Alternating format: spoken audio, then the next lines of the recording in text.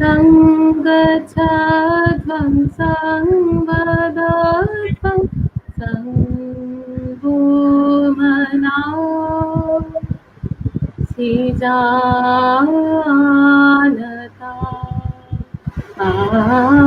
Sangachadvam Sangvadatvam Sambhumanam Sijanata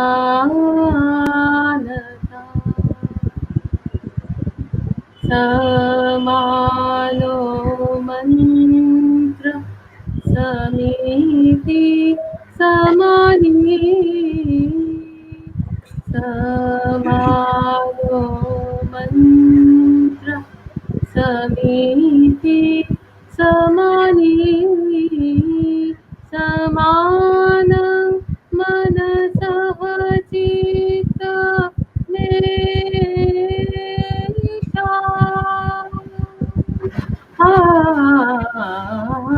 संगच्छध्वं संवदध्वं संभूमनां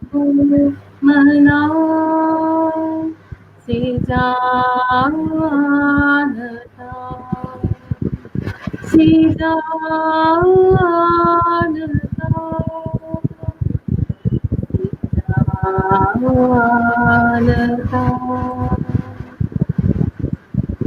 Good evening, ladies and gentlemen. On behalf of Deshbandhu College for Girls, I, Dr. Shruti Chatterjee, Head, Department of Environmental Science and Convener Webinar Committee, welcome you all to this international webinar entitled COVID-19 Pandemic, Exploring its Economic, Health and Environmental Consequences, organized by the Department of Environmental Science in collaboration with Department of Economics, Deshbandhu College for Girls. COVID-19 pandemic is the defining global health crisis of our time and the greatest challenge mankind has faced since World War II. It has already been more than 7 months since the World Health Organization declared a public health emergency of international concern, the highest level of alarm under international law. Coronavirus disease 2019, better known as COVID-19, caused by SARS-CoV-2, was first identified in December 2019 in Wuhan, China, and has since then spread to every continent except Antarctica. It has crossed every border, every territory, creating a pandemic none of us had seen before. Till yesterday, more than 21.2 million cases have been reported worldwide. But the pandemic is much more than a health crisis. It's also an unprecedented socio-economic crisis. With social distancing and lockdown being the only and the most effective means of controlling the spread of the disease, COVID-19 has the potential to create devastating social, economic, and political effects that can leave deep and long-lasting scars. We have already entered a global recession with people losing jobs and income, salary cuts, and few or no new employments, and no way of knowing when normality will return. Tourism industry has suffered the most. The International Labour Organization estimates that 185 million jobs could be lost. The World Bank projects a $110 million decline in remittances this year, which could mean 800 million people across the world will not be able to meet their basic needs. The education sector has seen a sudden shift from classroom learning to a virtual realm. We are facing unprecedented challenges, mostly due to the economic and technological divides, not only among the students, but the teachers as well. Human Rights Watch reported that more than 1.5 billion students are out of school already.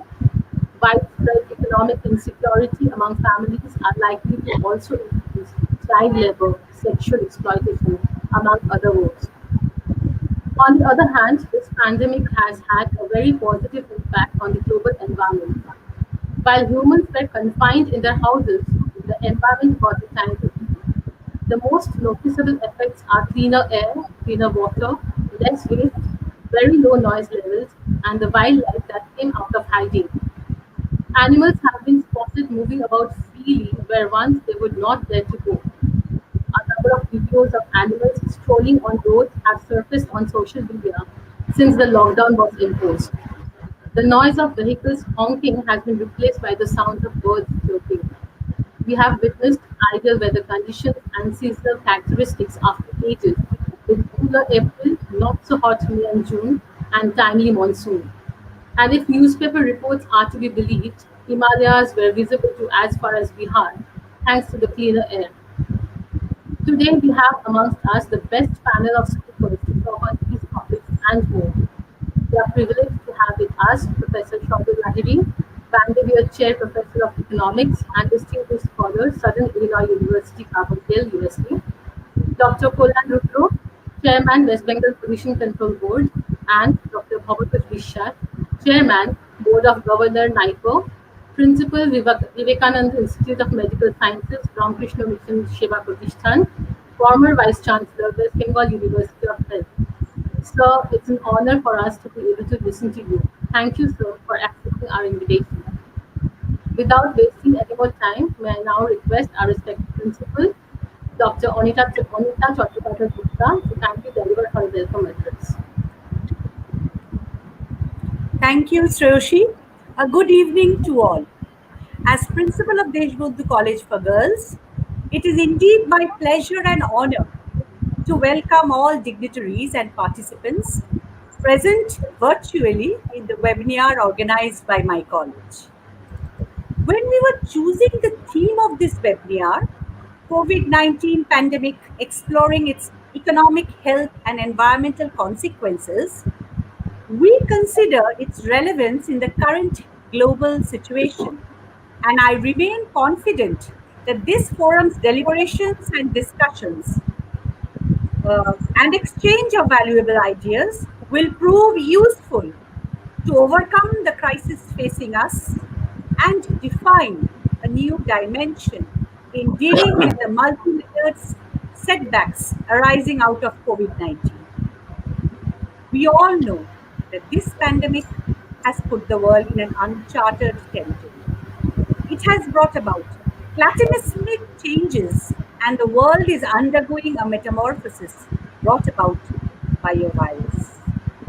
As to be expected of any infectious disease, the number of confirmed cases and deaths continue to surge, and that is the reason why on 30th January, World Health Organization declared COVID-19 as a global health emergency. Definitely, in any health crisis, our first concern is and should be the health of those affected. But what we need to recognize is that pandemics are not just a biological event or a public health disaster, but also we need to understand them from an economic and societal perspective. Currently, the public health mitigation measures are leading to extensive social changes, and that is raising interesting research questions on both economic and environmental front. Generally, we do not associate anything good with the pandemic. Nevertheless, in terms of environment, one good news is that, albeit temporarily, this outbreak has induced shutdown of polluting industries and activities such as oil, gas, and coal operations, vehicular traffic, etc. There has also been drastic reduction of energy demand and carbon dioxide emissions, which are the leading causes of global warming.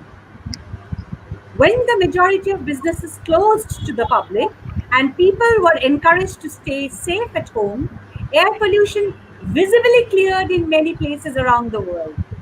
So interestingly, this natural experiment in reduction in air pollution exposure has offered important opportunities for research on changes in health outcomes around the world.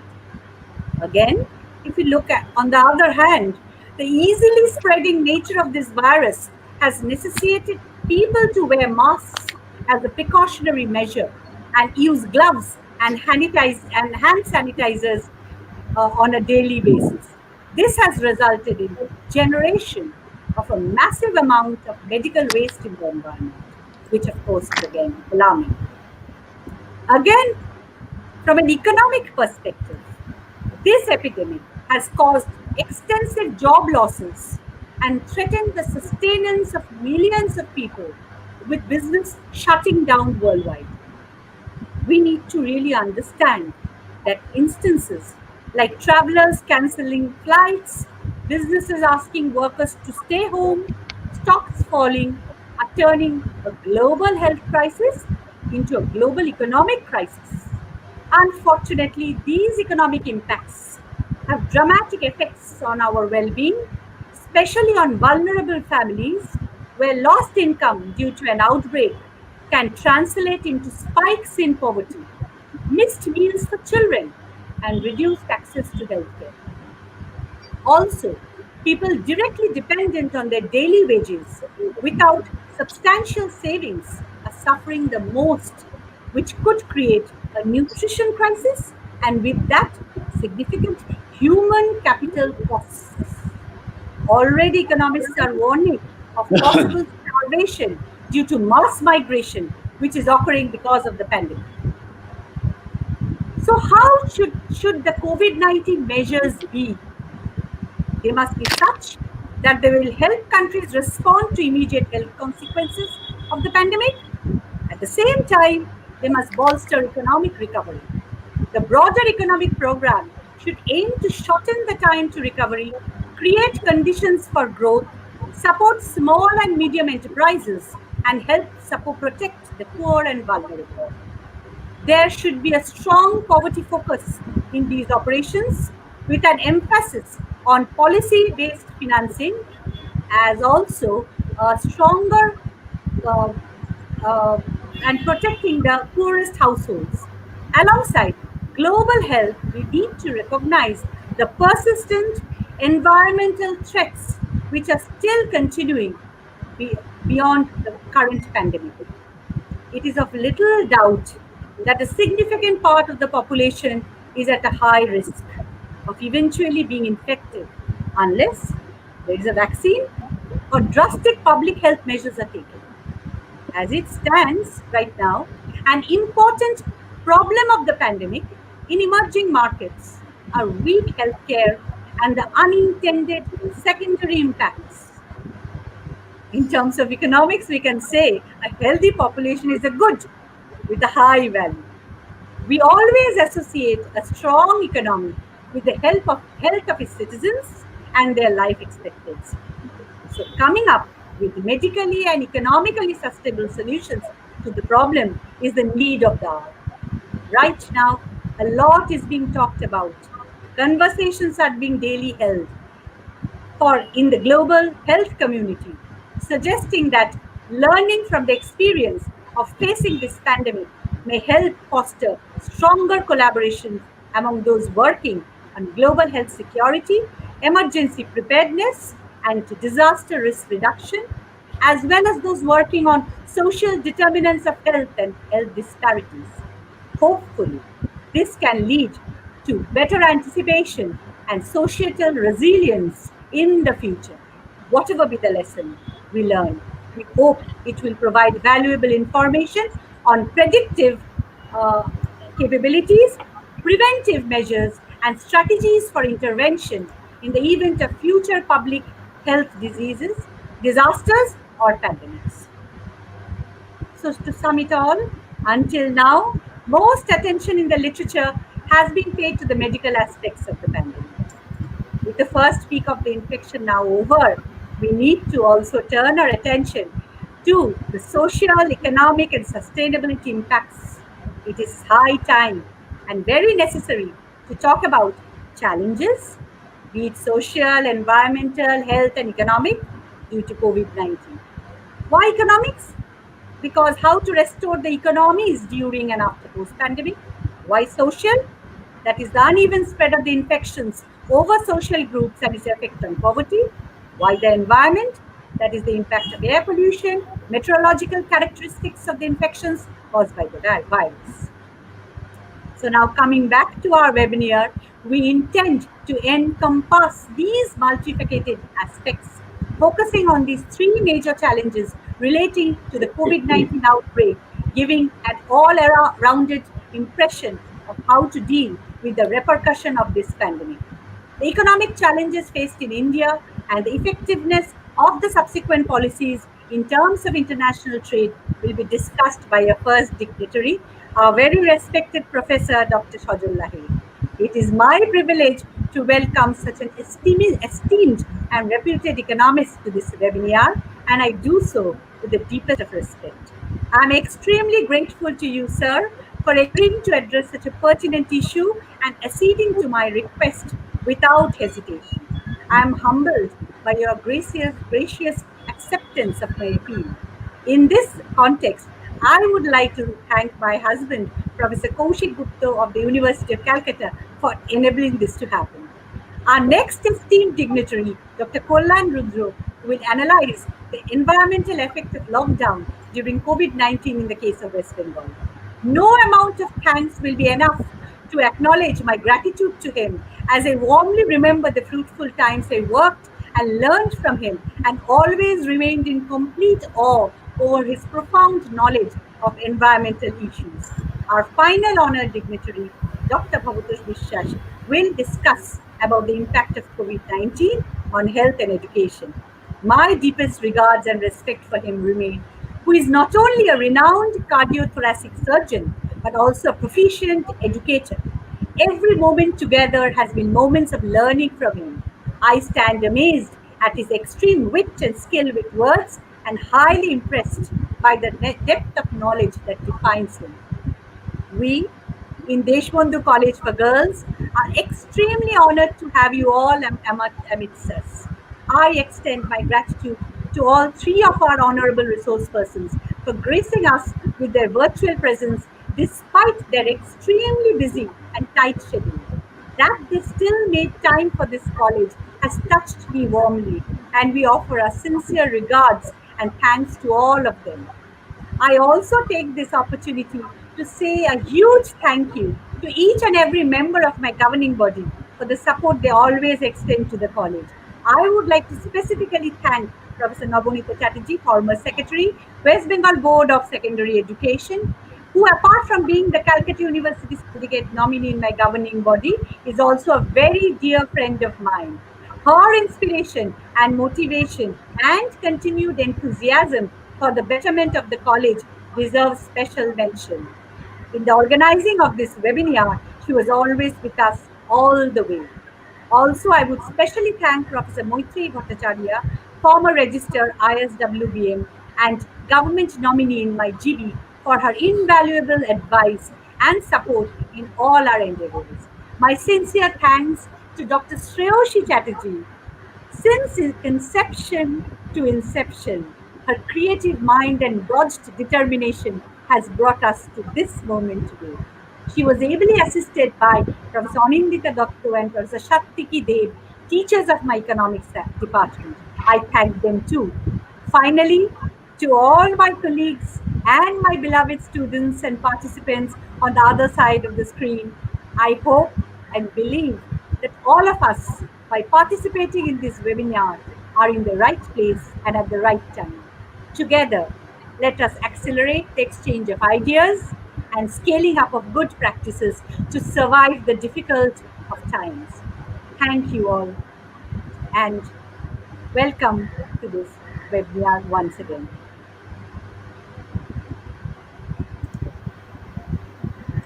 Thank you, ma'am. Thank you for your encouraging words. Before beginning the technical session, I would like to inform the participants joining via YouTube Live to post their comments and questions in the live chat box during the session. Your questions would be put up to the speakers at the end of each technical session. Thank you. Now, our first speaker is Professor Shajal Lahiri. We are very honored to have him with us. He is a professor, distinguished scholar, and Vanderveer Chair, Southern Illinois University, Carbondale, USA. Professor Lahiri received his PhD from the Indian Statistical Institute, Calcutta, in 1977. He worked at the Perspective Planning Division of the Indian Planning Commission during 1976-77 and then moved to the United Kingdom, where he stayed until 2002. Here he worked at the University of Essex from 1978 to 2002. Professor Lahiri joined Southern Illinois University, Carbondale, USA in 2002 and holds the only fully endowed chair on SIU Carbondale campus. He is a professor, distinguished scholar, and Vanderbilt Chair at the university. Professor Lahiri is one of the most versatile economists whose research interests are very broad. He started his research career by making a significant contribution on the input output models. He is well known for his work in international trade and economic development. Besides such broad topics, he is also known for his work on illegal immigration, taxes, and economics of conflict. Professor Lahiri has written 4 books. He has authored 24 chapters in edited books and 10 book reviews. As per ResearchGate, Professor Lahiri has published 178 articles so far, mostly in high impact journals. He has presented his work regularly at prestigious conferences around the world.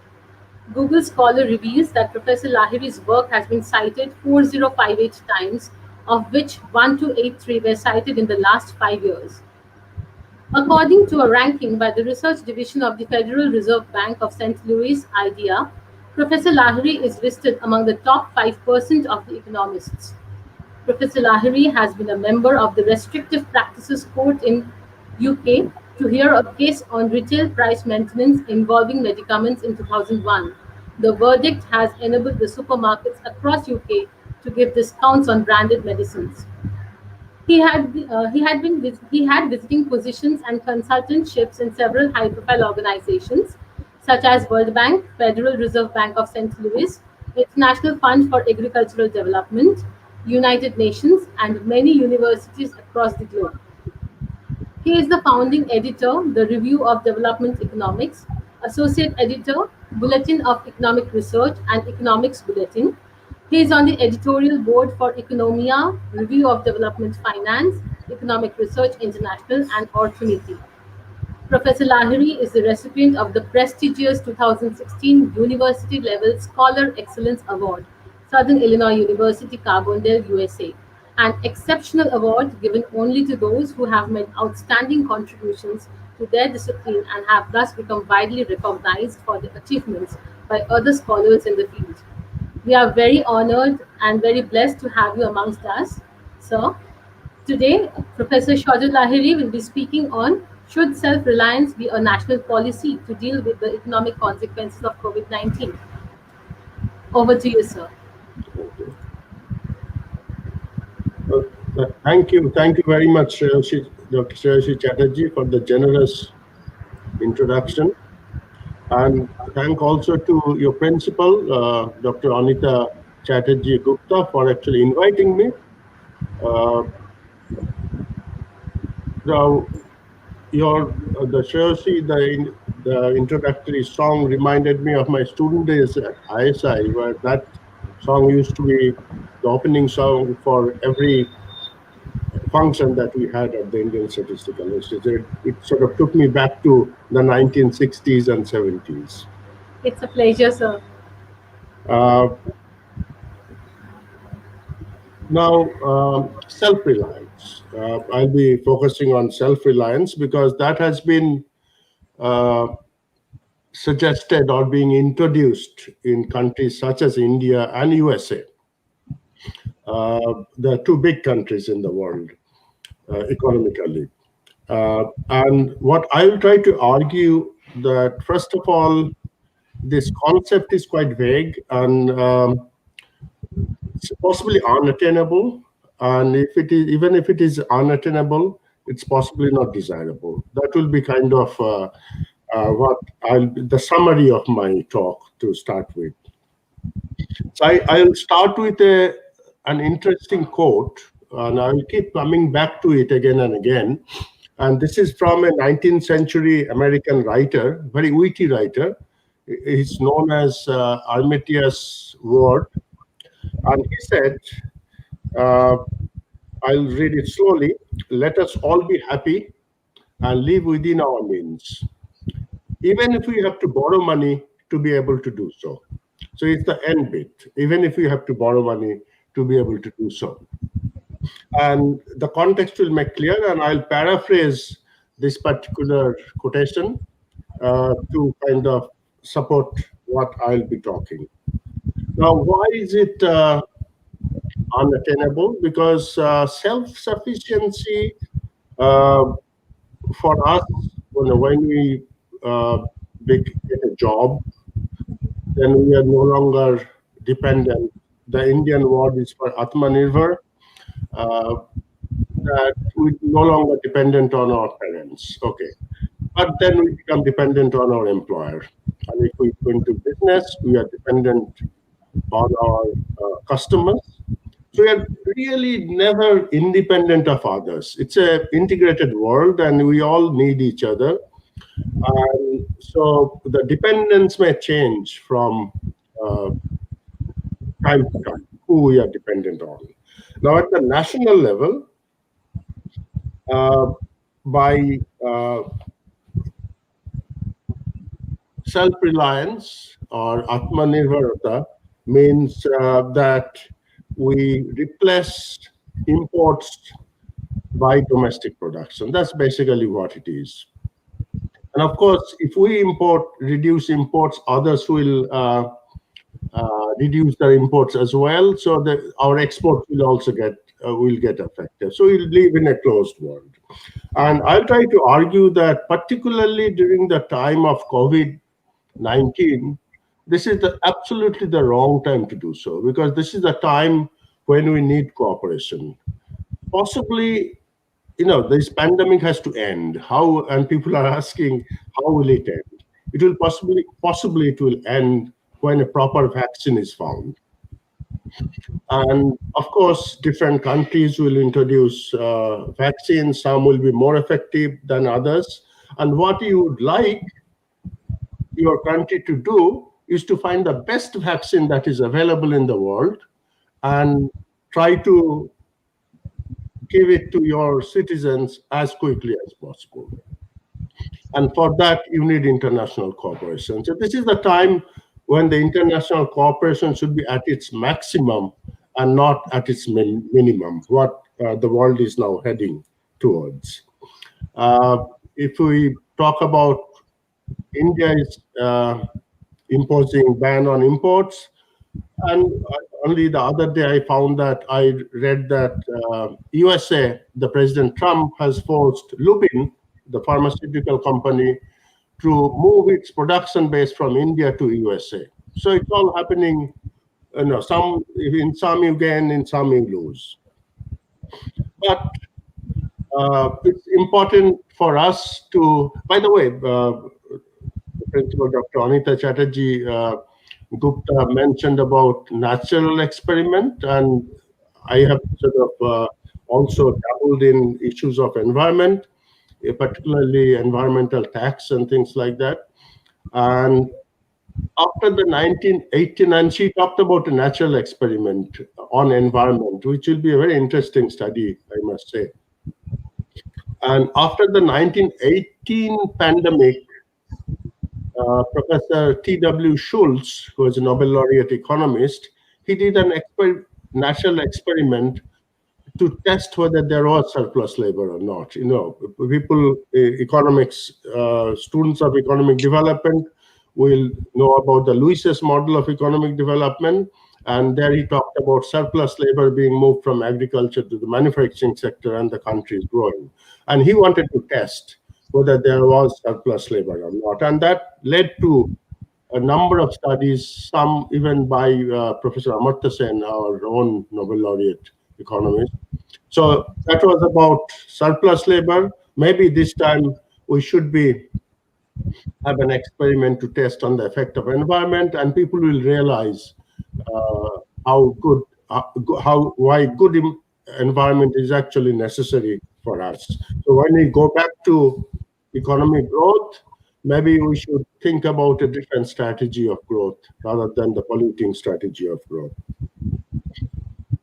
Now, the self-reliance concept or Atmanirbharata concept is actually not new. And that's why I want to go back to history, the Indian history, and modern Indian history, the more recent Indian history, and see what we can learn from that. I'll give you 3 examples, and the whole idea would be to show that is the interdependence. We should be actually encouraging interdependence of the world, both in the capital market and in the goods market, in order for all of us to grow in a sustainable way and also more effectively. In 19 After the independence, there was not much automobile production in India. The Bidlas started the Hindustan Motors, I think, in the early 1940s. That was before independence, but the production was taking place in a very small scale. And American companies, Ford and General Motors, had their assembly part in Bombay, somewhere near Bombay, and they used to bring in parts from USA. And I remember as a child, I was brought up in Kulti, the industrial town. And our company, the Indian Iron and Steel Company, used to have a Buick car, big, massive, sort of typical American car. I never knew how come it had a Buick car. And then I found out recently that it was it was one of the cars that was assembled by General Motors near Mumbai. But after 1950s, in 1952, the Indian government had a commission. It was called Tariff Commission, appropriately. And it advocated huge tariff. It said that India should be self-reliant in automobile production. Self-reliant is the word. So it's not a new concept. And so huge tariffs was imposed, and tariff on, you will possibly find that most of the Indian automobiles that are you find, although they're produced by Toyota, some of Suzuki, Maruti, they're all produced in India. It's hardly being imported because there is still a huge amount of tariffs on importing full cars. But there was a huge tariff on the imports of parts as well, parts of automobile. So in 1954, Ford, General Motors, they all left India. And so what that meant was that Hindustan Motors, led by the Birla Group, had a pure monopoly, 100% monopoly of the Indian market, almost 100% monopoly of the Indian market. Now, what did it do? The first thing they did was in 1957, they introduced what is called the ambassador car in India. We all know about it. And this was built on the model of 1956 Morris Oxford 3. That is the model. And that model never changed, even in the 1980s, 1970s. It stayed the same model, although in the rest of the world, the new models were being introduced, old models were improved upon. Hindustan Motor did no such thing. So there's one model started in 1957 that continued. It used to cost what you call an arm and a leg. Nobody could afford. So the ownership of car was very, very limited in India. If I think of my professors, at the Indian Statistical Institute, I cannot now, I'm trying to think back, and I cannot think of any one of them owning a car, because it is given their salary and given the price of that automobile, it possibly would have taken them about 3-4 years salary to buy it. Now, of course, if you look at ISI, you will possibly hardly find any professor who does not have a car. So this is trying to give you an idea about the ownership of cars. And I'll be very, very surprised if people who are watching today, the working people, and if anybody does not own a car. I know all my friends, they all have a car. Okay, so and how did it happen? In the 1980s, Hindustan Motors had some competition because one domestic firm, Maruti, started producing cars, although it didn't really take off until about 1991 of the big economic reforms where uh, tariffs on uh, tariffs were reduced. That's one thing. And the second, that India started allowing foreign investment. So the Suzuki getting in with Maruti, that meant they were able to produce affordable cars, which people can buy possibly with these days maybe 3 4 months salary rather than 3 4 years salary.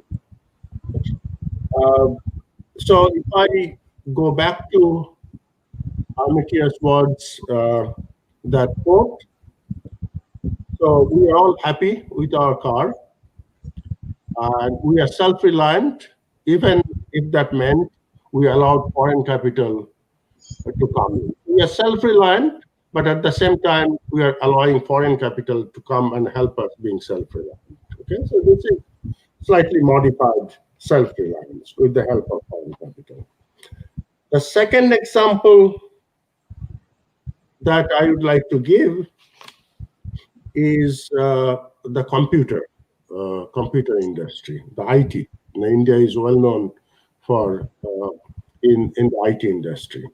And another industry that I'll talk about is the chemical industry, the pharmaceutical, which is again is that's actually much bigger exporter than the IT industry.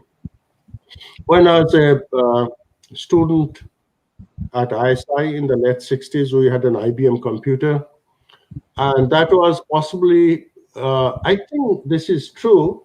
ISI, Indian Statistical Institute, was the first institution in India to have a computer. And then, of course, India did not produce any computer. So it used to import. And IBM, I remember IBM had an office in Kamak Street. But in 1972, Indian government decided that we should be self-reliant in computer production. And what that meant again, that huge tariffs were put for imports of computers. So that was in 1972. Late in 1972, IBM left India. They have, of course, come back in more recent years. ECIL, I think it's called Electronic Corporation of India Limited, was given the monopoly power. It's like the Hindustan Motors monopoly power. And India was still producing all these smart engineers and statisticians that were very good at writing programs, but they were writing programs with computers that were not very good. So therefore, you can see here that in order to write a good computer program, you need a good computer. Okay? And if the computer is not very good, you cannot write good programs. So Indian software industry really did not take off until about 1992. They were writing, but it started exporting and growing really rapidly after in the 1991 reform, India started allowed or reduced tariffs on the imports of computer hardware. So this is again, you see that sometimes, and this is the case these days with what is called the international value chain, that you need imports to be able to export. This is very, very important. Okay, the self-reliance concept is kind of the silly in a sense. If you don't allow the import of computer hardware, you cannot write softwares. Just impossible, physically impossible. So all these smart programmers India had, and some of them are my very good friends who are still kind of work as programmers, very, very successful programmers, but they're very, very frustrated because they could not write very sophisticated computer software. So again, going back to Artemis' word, be happy and be self-reliant as long as you can import. You are self-reliant as long as you can import the necessary inputs to be able to self-reliant. The third example that I will give, and that will be my last example, uh, and this is the chemical industry. And part of it is the pharmaceutical industry. And India is very well known because most of even the medications that I take here in the USA, many of them are actually produced in India, uh, sometimes by multinational firms and sometimes by Indian pharmaceutical companies. India has been very, very successful. But again, it's an international value chain. Many of the ingredients that the high-tech pharmaceutical companies use are actually imported, and a lot of it is actually from China. So if you do not allow the import of the ingredients, chemical ingredients, the production of Indian pharmaceutical products will not be possibly cost effective, and many of the firms will possibly move out of India and go to a place where you can produce it more cheap. So you need imports to be able uh, to export, and also not just export but export quality. You have to produce high quality product, and to produce high quality product, you need high quality inputs, and sometimes those inputs have to be imported. Okay, and going back to the concept of uh, self-sufficiency, when we have seen that in other crises, the Great Depression of the 1930s in the USA, this is the time when huge amount of tariffs, foreigners were blamed. Typically, in all crises, the politicians try to blame the foreigners. They're very, very easy targets because then everybody is happy. There's a political unity. And the same thing happened in USA. Huge tariffs were imposed, and people found that the crisis actually went deeper because of those problems, because you are stopping imports of inputs, and therefore your productions were not very cost effective. One example is the automobile industry in the USA, that if you stop importing steel and let the domestic steel production flourish, then of course the production of automobile will become expensive because steels are more, the cost of steel in the USA will go up, and that will happen in every country. So this is again to conclude uh, that this is the time, this is actually the time to talk about international cooperation and not self-sufficiency. Now, this is a very political rhetoric, of course. Everybody likes being self-sufficient, but that's not very practical. And for our interest, we should be cooperating with the rest of the world, particularly now. It's an international health crisis which needs international solution. Uh, Different vaccines are being developed in many countries, including India, Germany, UK, USA, everywhere. Everywhere, the vaccines are being produced, and some vaccines should be more effective than other. And what the Indian government should try to do is not to try to use the vaccine that is produced in India, but try to get the vaccine that is best. And for that, you need cooperation from other countries. So with that, I'll stop. Shashi? Yes, sir. Thank you so much, sir. That was a really enriching experience, and it was really very personal for me because Hindustan. I'm actually associated with Hindustan Motors.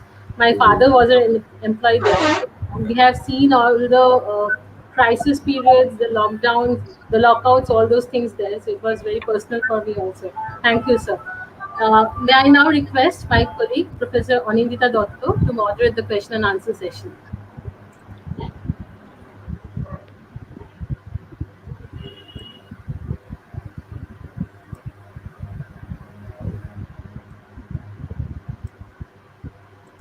Anindita? Yes, thank you, Sreushidi. Am I audible? Yeah, Yes. yes. Thank you, sir. Thank you, Sreushidi. Good evening to everybody. First of all, I would like to thank our eminent speaker, Professor Dr. Shojol Lahiri. It's a privilege to hear you, sir. We have got one question from our participant, and here is the question, sir.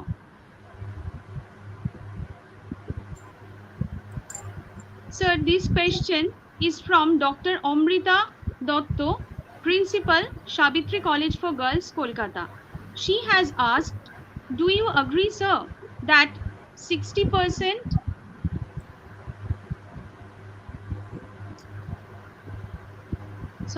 that 60% of world medicine produced in India? Yeah, most of the generic productions. I don't know the percentage, but quite a large. Uh, uh, it is the fastest growing producing sector in India, uh, fastest growing. So pharmaceutical, the chemical industry is a lot more important in India uh, than say the IT industry, chemical industry. And a lot of the ingredients for that the Indian pharmaceutical companies produce actually come from outside India. So that's the point that I was trying to make. So we need very high tech because pharmaceutical industry is very high tech. You need the precision engineering to mix the right balances of the chemicals, etc. But you need to get those in order to be economically viable and to be able to compete with others. You need to produce them as cheaply as possible because the branded medicines, and I think Shreyoshi talked about my role in uh, uh, the restrictive practices court in England, and that was the case where between branded medicine and generic medicine, the price difference is huge between branded medicine and generic medicines, and India has been a leader now in lots of the production base from the rest of the world are coming to India. Uh, uh, so India can do it, but it needs to import the ingredients. And uh, I know this is a tricky topic right now, that most of the ingredients actually come from China. So if you stop importing from China because of political reasons, your the pharmaceutical industry will be really hard hit. Is that an answer to the question? Thank you so much for your excellent answer, sir. We will go for the second question. Here is the next question, sir. This is from Nilabho Roy, Assistant Professor, Loreto College, Kolkata. He has asked, given the Sino-Indian skirmishes, can there be any multilateral trade negotiations bearing China? Multilateral trade negotiations actually takes place under the auspices of the World Trade Organization, of which China is now a member. So you have to deal with them. But uh, WTO agreements like the GATT agreement, the last one that we had, uh, the last agreement actually allowed for that time the China was not an issue, but they knew that India and Pakistan has special problems. Although I personally believe that a lot of the problems with Pakistan will not have happened if we are trading more with them. But the GATT has certain exceptions, and India and Pakistan, for example, are the two countries which are sorry, India and Pakistan are allowed to impose tariff against each other, even within WTO. There are certain articles which allow it. Maybe WTO will allow India and China to allow tariffs against each other. I don't think that's we should be actually thinking in those terms. We try to solve the problems rather than. I hope that I believe that trade actually reduces conflict.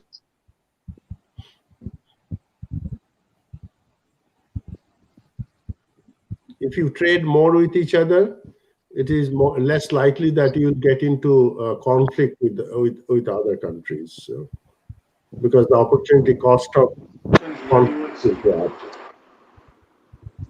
So the answer is yes, it is possible, not barring China. China is a part of WTO, but there can be special deals where, as India and China can be special cases. So,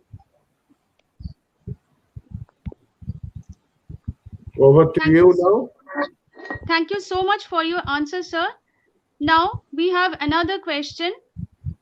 Here is the question, sir. This is from Shomodeep Roy. He is a student of MSc Economics, Department of Economics, University of Calcutta. And the question is, India is an importer of Chinese intermediate products. Will restrictions of trade with China at present will hamper India's exports?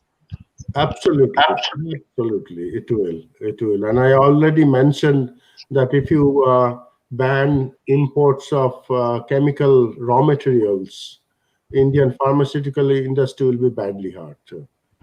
And people know it, and that's why they are not trying to impose sanctions on those imports.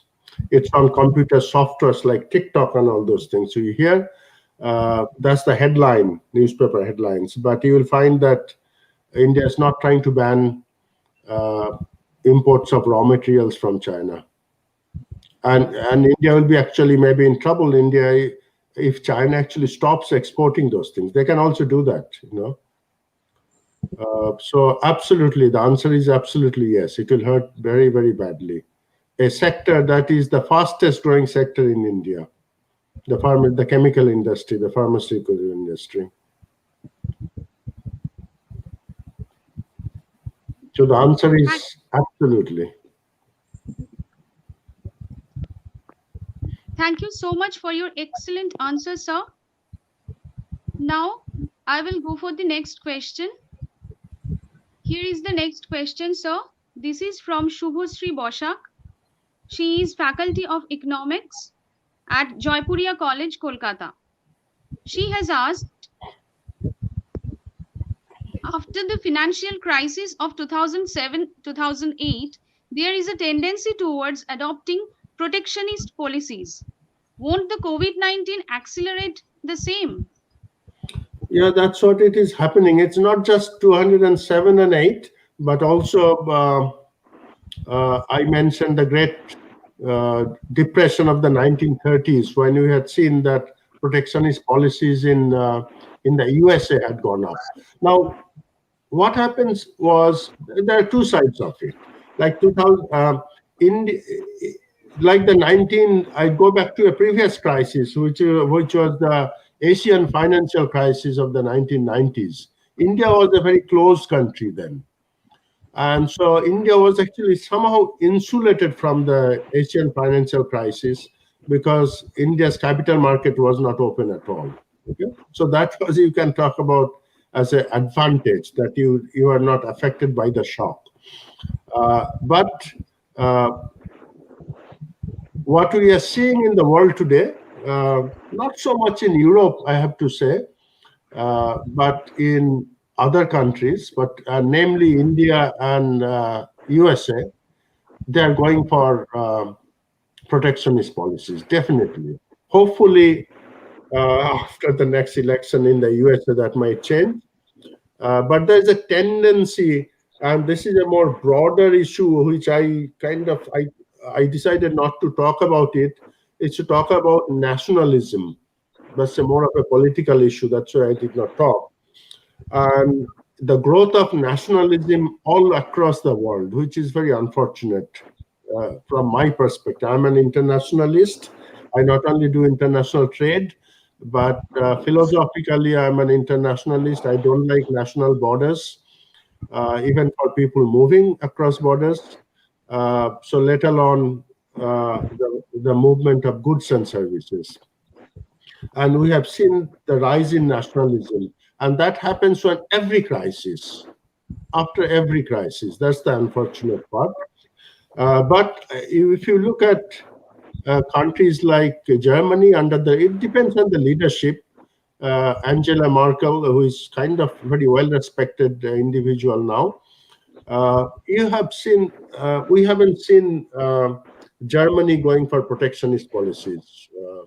German, by the way, is one of the major exporters in terms of the percentage of GDP, percentage of export, sorry, export as a percentage of GDP is the highest in the world. It's not China, it's Germany. Uh, and therefore, they're not going for protectionist policies at all. But it happens after every crisis, and that's the kind of, I tried to convince you that at, at the time of crisis, you need cooperation a lot more than protection. But unfortunately, the nationalism takes over, and we go for protection. That's very unfortunate. But that happens. And we are seeing that now, right now.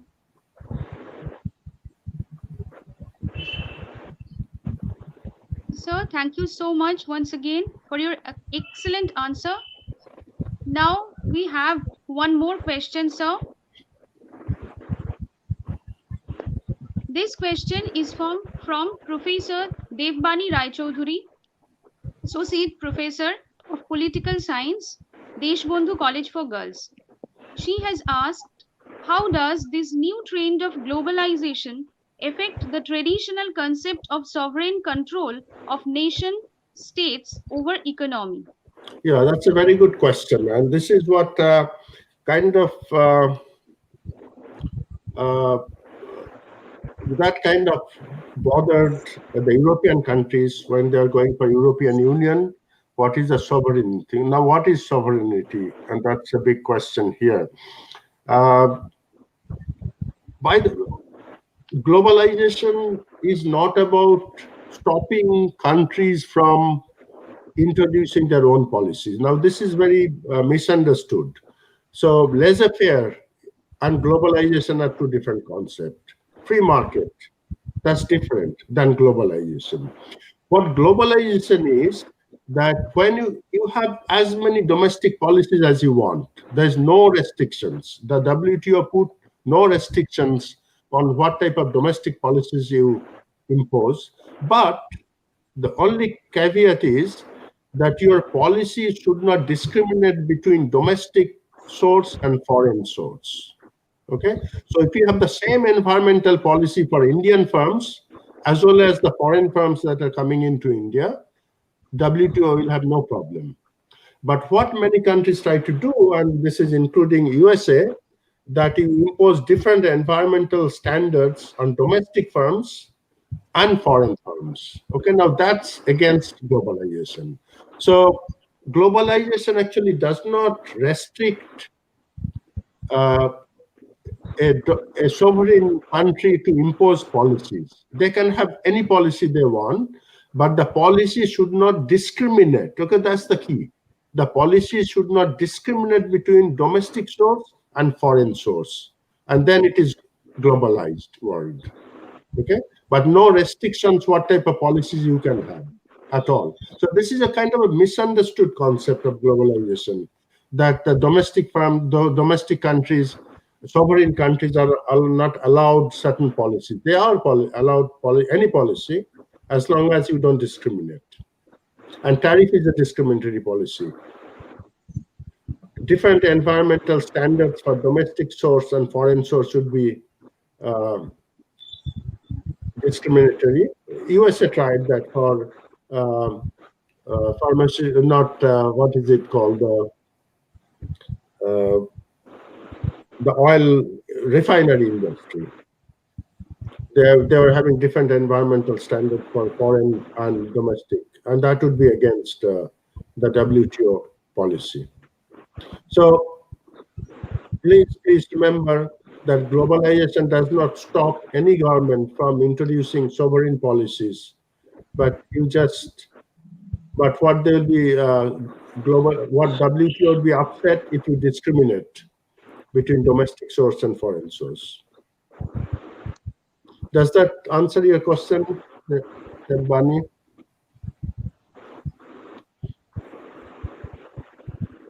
So, thank you so much for your impeccable answer, sir. Sir, thank you so much for handling all the questions with so much patience. And once again, thank you so much for your wonderful answers. We had received a lot of questions, but due to our time constraint, we had to take only a few of them. Shreyoshi, over to you.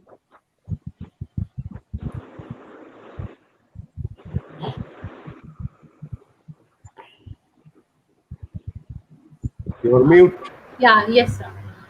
Thank you, Anindita. Thank you, sir, for handling all the questions so patiently.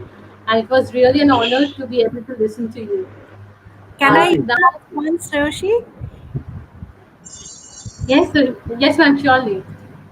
I would just like to thank Professor Shajal Lahiri for a lovely exposition. Me myself being an economist, that was a lovely lecture, and I really learned a lot from it. And thank you for sparing the time and being with us, and for the lovely answers that you've given. Even one question came from one of my very senior teachers from the Department of Political Science, which you answered so beautifully. Thank you so very much, sir. Over to Thank you Suresh. so much. Thank you so much. I'll be following the next lectures now. Yeah. Thank you, ma'am. Thank you, sir, once again.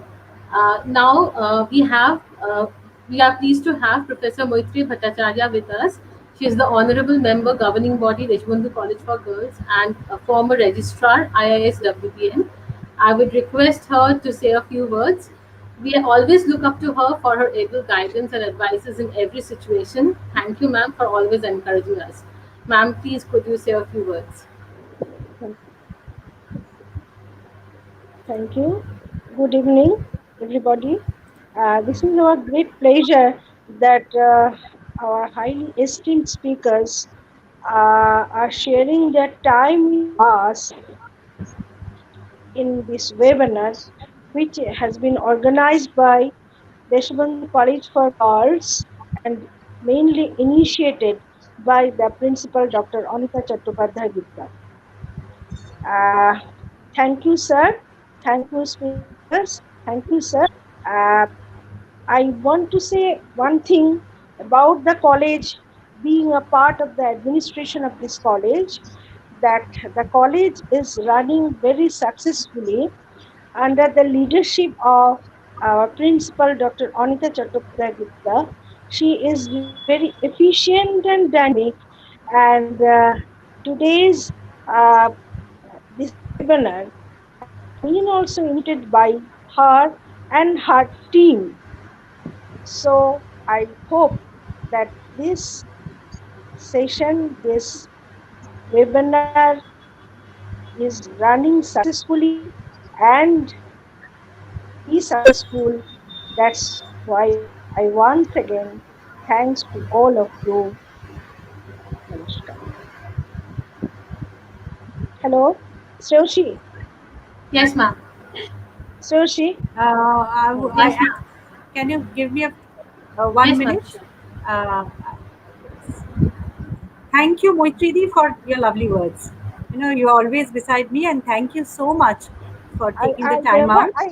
I never waste any time. I never waste time. Okay. Sreyoshi, over to Sreyoshi. Thank you, ma'am. Thank you, Maitri, ma'am. Thank you for encouraging us always, and thank you for being there to support us always. Now, we proceed on to the next technical session. So, for the next session, we have Dr. Kollan Rudro, Chairman, West Bengal Pollution Control Board. We are very honored to have you, sir, amongst us. Dr. Kollan Rudro is presently Chairman of West Bengal Pollution Control Board and former member of the Central Pollution Control Board. He is a geographer by academic training with specialization in river and water management. He took a break from his protracted teaching career in 2007 and worked as the project director in two projects of WBBCB, one on water resource and its quality, and the other on dynamic river system of West Bengal. He has been the expert member in the committee constituted by the Apex Court of the state for cleaning the Ganga since 2005. Dr. Rudro was a member of the National Flood Management Core Group and headed the committee constituted to advise the government of West Bengal on the issues of Indo-Bangladesh sharing of Tista water. He had been a member of the consortium of IITs which submitted the Ganga River Basin Management Plan to the Government of India in 2015. He is a guest faculty in National Academy of Audit and Accounts, Academic Staff Colleges of Calcutta and Burdwan University. He has written and edited 5 books and many research papers which have been published in reputed journals of India and abroad. Dr. Rudro also worked with the International Union for Conservation of Nature to prepare Indo-Bangladesh Transboundary River Atlas. He has worked on the history of mapping Bengal during the colonial period and edited a Bengal Atlas which was compiled by James Rennell in 1780. Dr. Rudro's latest work, The Rivers of Ganga Brahmaputra Meghna Delta, came out of press in 2018. The two forthcoming books are Dui Bangla Nodi Kotha and Bharatiyo Sundarban Ekti Bhougolik Ruprekha. Dr. Rudro is presently working on riverine economy of pre-colonial Bengal. Sir, it's a privilege for us to have you as an honorable speaker in our webinar. Today, Dr. Kundan Rudro will be speaking on improvement of air quality during lockdown, experience of West Bengal. Over to you, sir. Thank you, Sushi. uh, Respected Professor Lahiri, I also see my old friend Professor Vishwas, and Anita is definitely is the key person here. Teachers of this college and also different college, and my dear students. I am requested by principal of this college to speak on something on COVID-19. So I have chosen a positive issue which we have never recorded. That is the improvement of air quality in during the lockdown period. This is an unprecedented data we have generated since we started to monitor the air quality of the state. I will make a very brief presentation consisting of about 30 slides. I believe it will take about 40 minutes or so, and then we have some discussion. Or because I see Professor Vishwas is more important than me, who will speak on more important issue. So I will try to be brief and to the point. Can I share my screen? Yes, sir, surely.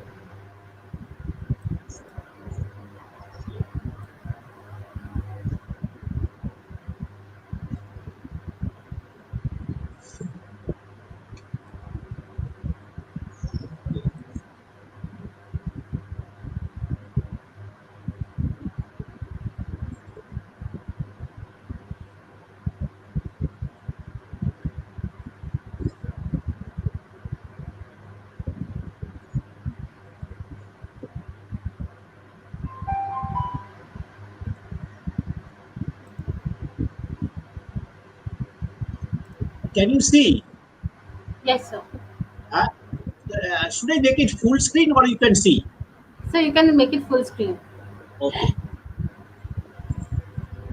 My academic training, I am a geographer and my specialization had been the river and water management. I worked on the rivers of the Ganga, Brahmaputra, Meghna Delta since early 1980s, and I continue that.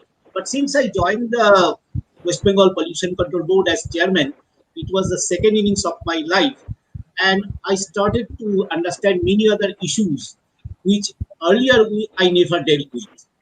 One such is the air quality management. Second one may be the water quality.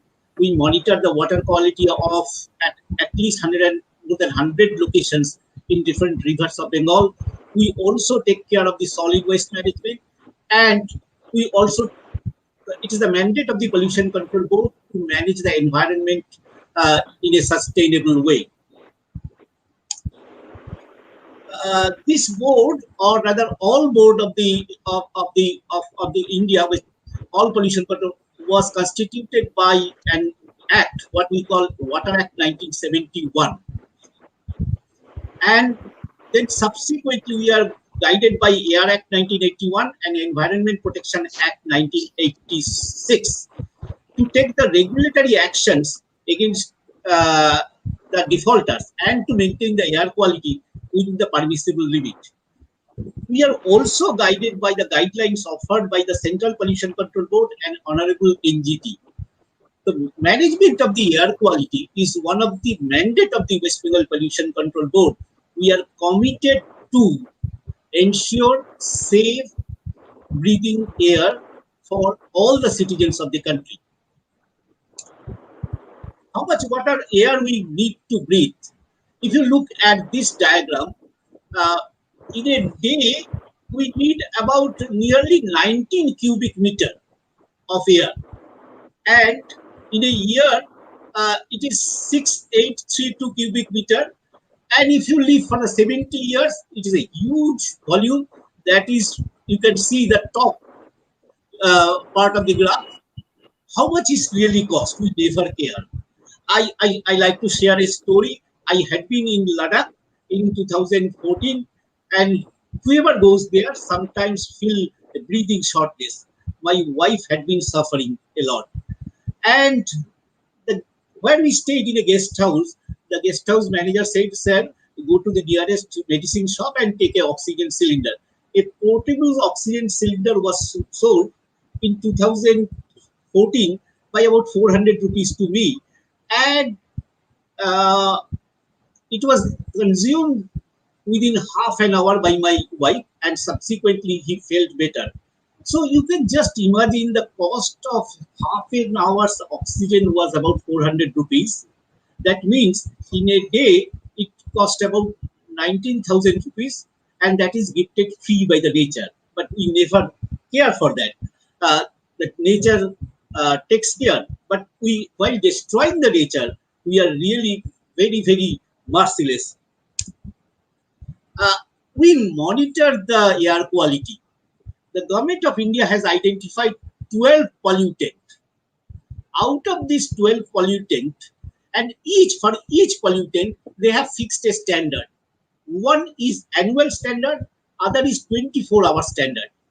If you look at, say, sulfur dioxide down to nickel, we have two major challenges. That is particulate matter PM10 marked in red color, which has an annual standard of 60 microgram per cubic meter, and a 24 hours standard is 100 microgram in 24 hours. So this is a particulate matter suspended in air. If you inhale this, it does not reaches your lung. Our body is a unique system, it somehow protects. But finer particulate matter, that is PM 2.5, it reaches your lung. And that annual standard of the PM 2.5 is 40 microgram, and 24-hour standard, that is daily standard, is 60 microgram. To be a little non-technical, what is PM 2.5 and PM 10? These two, because these two are most serious challenge, because in case of all other pollutant, we are more or less compliant in India, in West Bengal. Our serious challenge is particulate matter suspended in air. I will explain this, what is PM10 and what is PM 2.5 for my students only. Normal human hair has a thickness of about 50 to 70 microns in diameter, and PM 2.5 is 25 to 30 times thinner than this human hair. You just imagine what finer particles are being suspended in the air. And this, if you inhale, it reaches up to your lung and causing many, many serious problems. We have a robust air quality monitoring stations. We have a total of 92 air quality monitoring stations all over the 23 districts, starting from Darjeeling down to South Chobbish Pargona. Among these 93 operating stations, 14 are very highly sophisticated real-time in nature. The data capture of these automatic stations has a frequency of 15 seconds and it is updated in 15 minutes. It is such a real-time unique system. The data is directly connected to our website, that is wpcb.gov.in, and also to the server of the Central Pollution Control Board. Any citizen of India or anybody even from abroad can access this data directly and see the present status of the air quality monitoring, air quality of the state of any stations we are recording right at this moment. We have 8 automatic, what we call in automatic monitoring station. We have 8 notified parameters. We are not monitoring all 12 parameters as per guidance of the Central Pollution Control Board.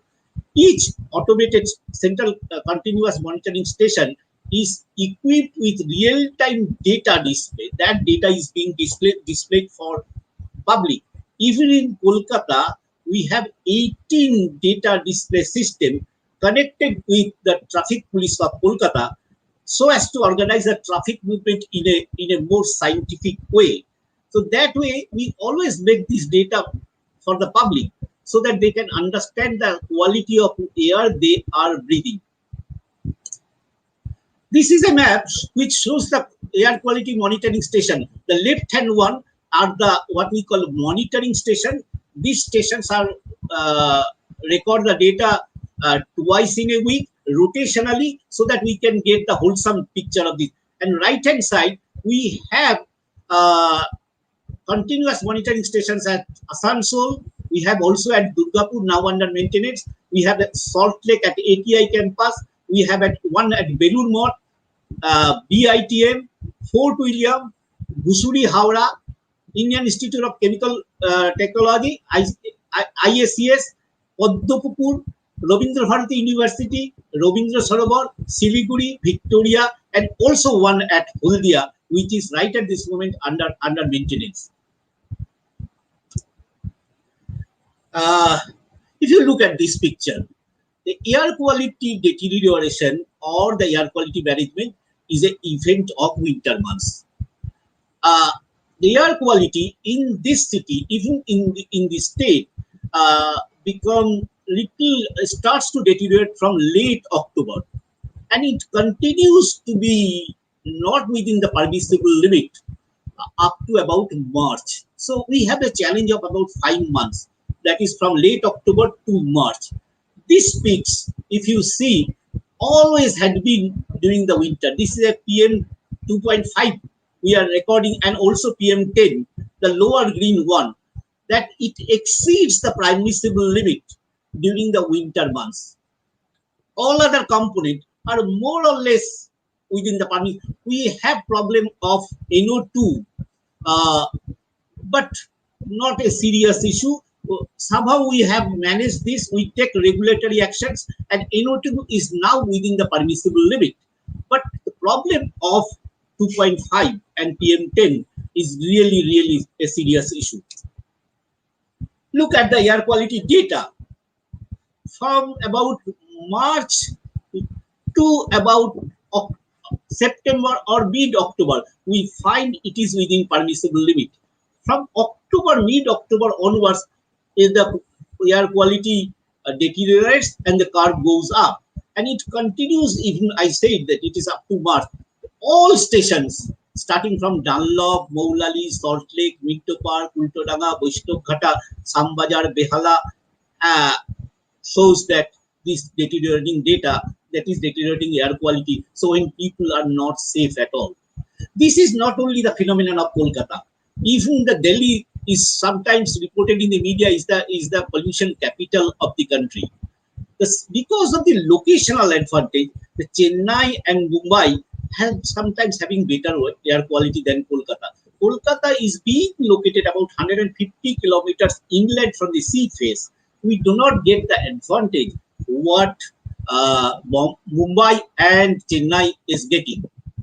But we are dedicated to control this. I will also explain how we manage this. Why it happens? Why winter time is very bad for us? During my childhood, I liked the winter of Kolkata. We used to go to zoo, we used to go to Victoria Memorial Hall and many other places of interest. But whenever I took the chair of the chairman of the West Bengal Pollution Control Board, I really want the winter to go away, because during this time the air quality is so bad that it keeps me always on the toe. Uh, why this happens? There is an atmospheric boundary layer, what we call inversion layer. It may be between from surface of the earth, it may be 6 kilometer to 1 kilometer. It oscillates.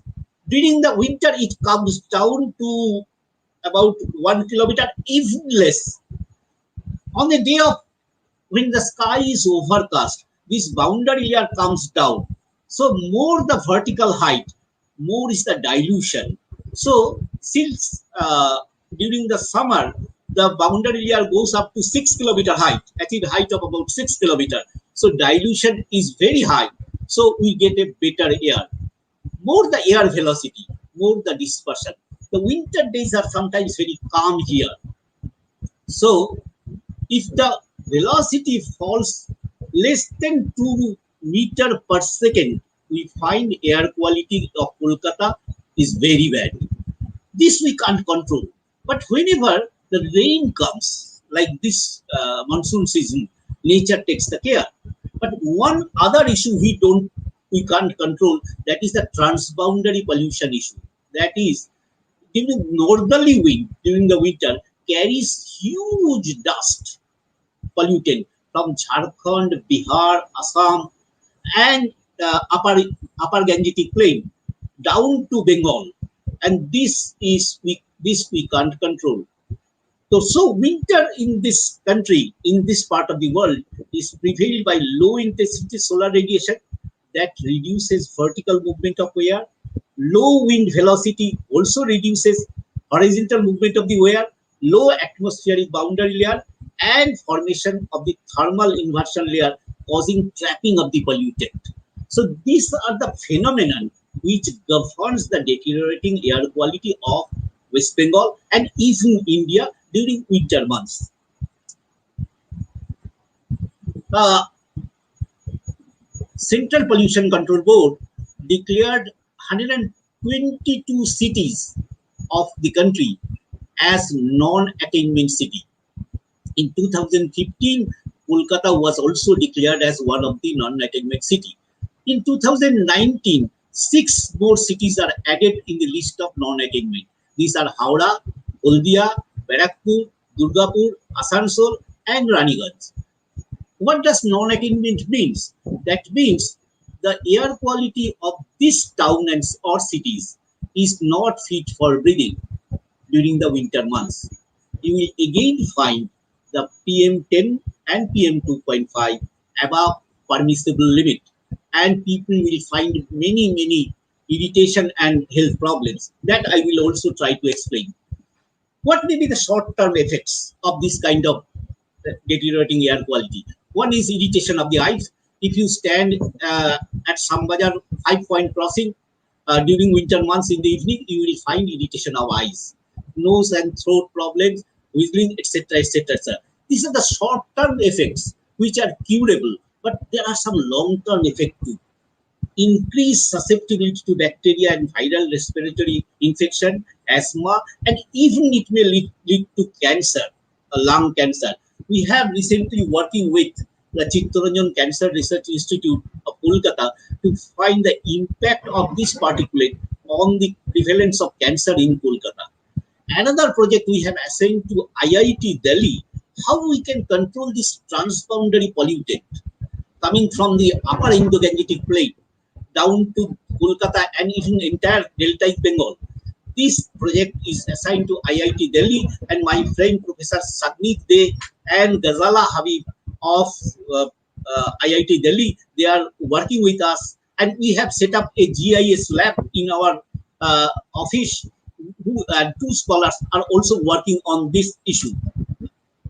We assigned a project to NIRI, National Environmental Engineering Research Institute. Uh, it has recently submitted its report to me. Our main questions are: what are the sources of pollution in this KMC area, Kolkata Municipal Corporation area?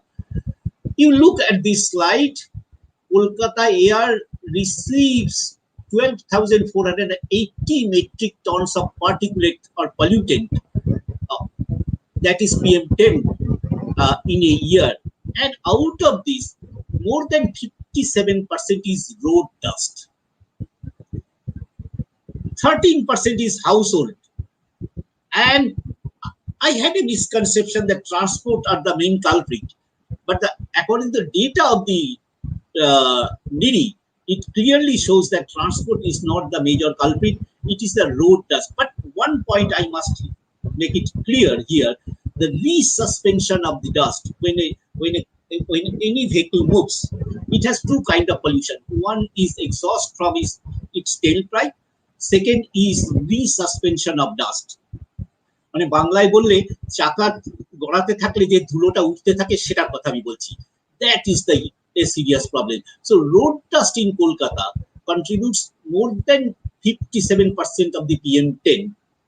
And there are other areas like marine vessel, crematoria, ironing vendor, hot mix plant, power plant, restaurant and eateries, open burning, transport, construction, household, road dust, and industry. But what is missing here is the transboundary pollutant.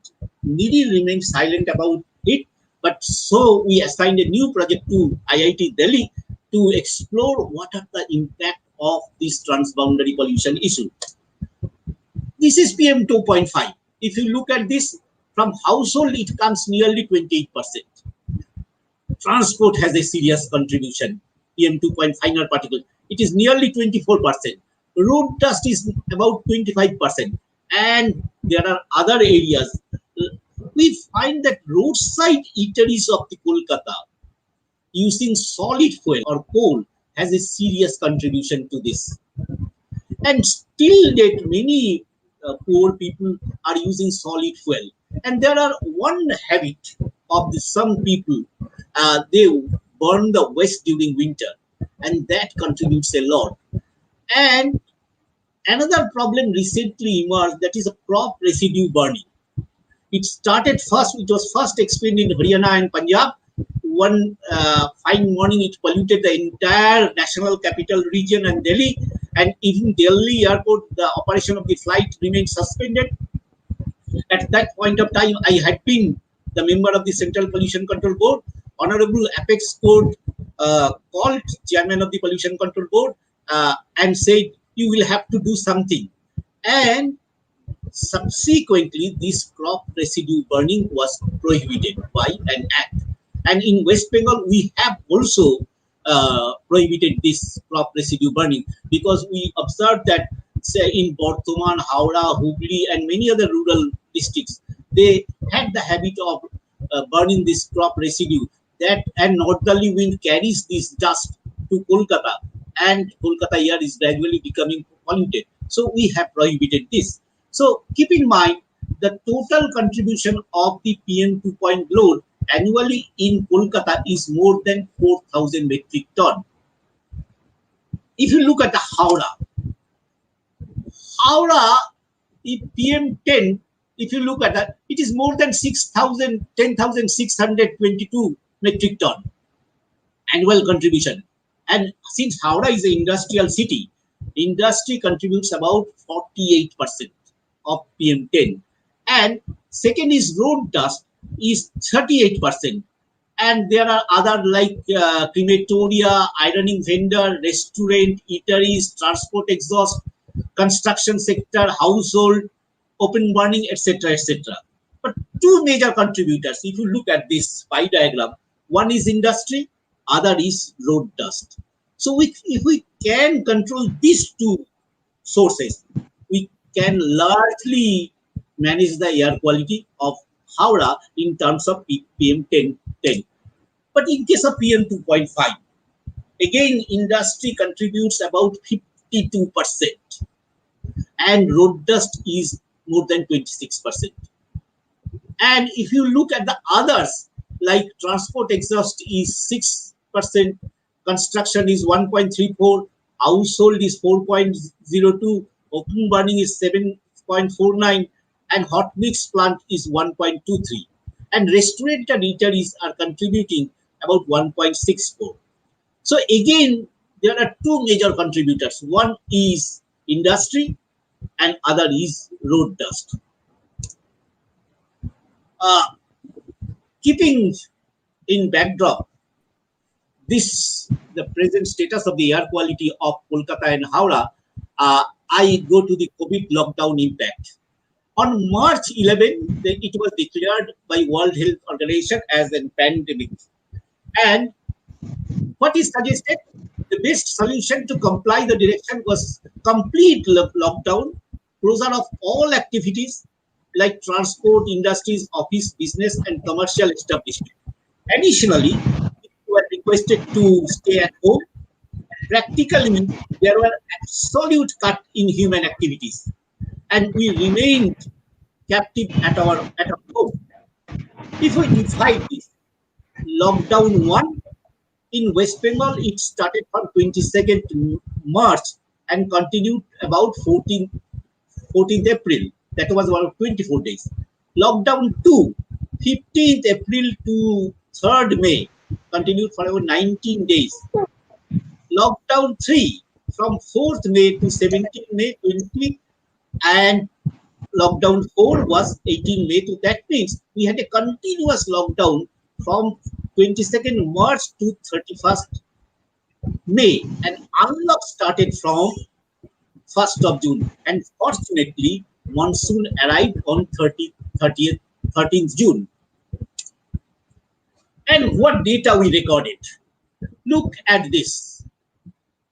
These are all continuous monitoring stations of Kolkata and Howrah and Siliguri, Asansol, and from North Bengal down to, you will find after we started our lockdown on 22nd of May, gradually all particulates precipitated. And from April, first week of April, we find the entire state, the air quality was within permissible limit, excepting a few local spikes, which were due to local problem. And second problem we had, we could not change the filter paper of the instrument sometimes because of the strict lockdown. But more or less, or overall, the entire state was found to be within permissible limit. This is historically for the first time we have noted that air quality became so good. If you look at the in 2.5, again, it was very much within the permissible limit. In all the stations, you can see the red line, which is the permissible limit, indicating the permissible limit. And in case of Victoria, API, IACS, Padmapur, and many other, Asansol, RBU, Rabindranath University, BIT, on all stations, we find that air quality 2.5. That is, this is first time the citizens of the state got the opportunity of breathing a pure air. We also calculate the air quality index. This is the calculation made by Central Pollution Control Board. If the air quality index is within 50, it is said to be very good. And gradually, they have fixed 51 to 100, it is said to be satisfactory. 101 to 200, they say it is moderate. And on the right-hand column, extreme right-hand column, you will find the corresponding public advisory and possible health impact. So if it goes above 400, sometimes in some stations of Kolkata, we recorded above 400, particularly the RBU, Rabindranath University, and we seriously, instantly intervened, and the air quality became what we call severe. But in Delhi, it frequently happened, the air quality was very poor during winter. But we started to take actions. We had been. But if you look at the further data, This green color denotes we had been compliant in all the stations from lockdown 1 to lockdown, even up to unlock 1. This green color indicate that all the stations had been compliant except one cases of Siliguri. Siliguri, we intervened. We saw that some people were burning waste there on, and that was reflected on our monitoring stations. If you look at the lower part of this slide, the reduction of PM10 up to unlock 1, in some cases even -74, -75, -60, like that. This is compared to what had been earlier. So this is an unique achievement, or rather unique case, when we recorded that this is the most positive impact of the lockdown. If you look at the PM 2.5, again, all cases we find that from lockdown 1 down to unlock 1, we had been pretty much compliant. And we find that, again, it reduced sometimes -70, -77 to I compare with the preceding year. This is a comparison. Overall, PM47 was lowered by about 47% compared to the same time of the previous year. I compare it, the upper one was to red line indicating 2019 situation, and lower black one indicating the 2020 situation. So you will find that in the same time, Kolkata year of during 2019 was far worse than what we recorded this year. Yes, forget about lockdown. We had a serious concern about the air quality of the Kolkata, and we started to take several regulatory action. We phased out more than 15 years old commercial vehicles. This was done under the order of the Honorable Court. LPG fuel three-wheelers now operate in the city. Upgradation of the auto emissions testing center. This is a continuous program of State Transport Department. WBPCB provided financial assistance for purchase of the coal-based methane operated bus in Durgapur Asansol area. It is available in the coal field area. So we made an experiment of running coal-based methane operated bus, and it is running successfully. State government really is trying to or pursuing for the CNG availability in Kolkata by the end of 2020. Almost many infrastructure or logistics supports are in place right at this moment, and we hope that by the end of this year, CNG will be available in Kolkata. Operation of electric buses in Kolkata has started. State government considering the proposal is considering a proposal not to purchase any diesel vehicle in future. It is under consideration of the government. The crop residue burning and waste burning is totally prohibited. And we have problem of some legacy dump site. Legacy dump site means we generate more than 4,000 tons of waste in Kolkata. And all the urban centers of the state produce more than 12,000 tons per day. And in case of Kolkata, it goes to Dhapa. And Dhapa has taken shape of the hill. Since my childhood, I have seen at least 3 such hills. One is, you must be knowing, the senior citizen must be knowing, the PC Chandra has been a dumping ground. And one such near Beriaghata, there was one dumping ground. But now we have started biomining.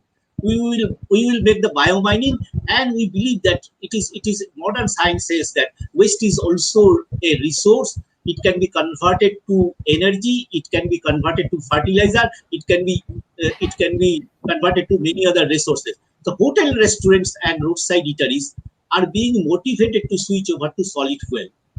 Measures are being taken for the waste management in all 25 ULBs and Gram Panchayat. And KMC and other non-attainment towns are advised for the regular water sprinkling of the roads. This is dedicated program for the winter months in Kolkata, Howrah, and all northern university. We started from last year, and what we achieved, I will also explain. All construction sites are advised to remain under cover. Awareness program in school level has already started. We have a network of more than 6,000 schools, what we call National Green Food School Program, and we are starting. We have started awareness program among children. Introduction of the more electric buses, revamping of the trams in this city, satellite-based surveillance of the control of the open fires. We have a dedicated team to keep watch based on satellite data of this kind of open burning we can identify. We instantly inform police to take care. This happened in case of Basunti Highway. Some people were burning leather waste there on, and that pollutes the city. And we intervene, and police take a very serious action, and we got the result. Traffic modernization and replacement of the coal-fired eateries we have started. This is a picture, two pictures are clubbed together. One is, you can see the Joler Gari. This is, we dedicated more than 4,000 cars. This sprinkling, this continued in Kolkata and Howrah. And right side picture, we started to motivate the people of roadside eateries to switch over to cleaner fuel, that is gas based. And we have so far distributed more than 4,000 to such roadside eateries, and we believe by next winter we shall be able to cover the entire city, so that no roadside eateries will be using the solid fuel.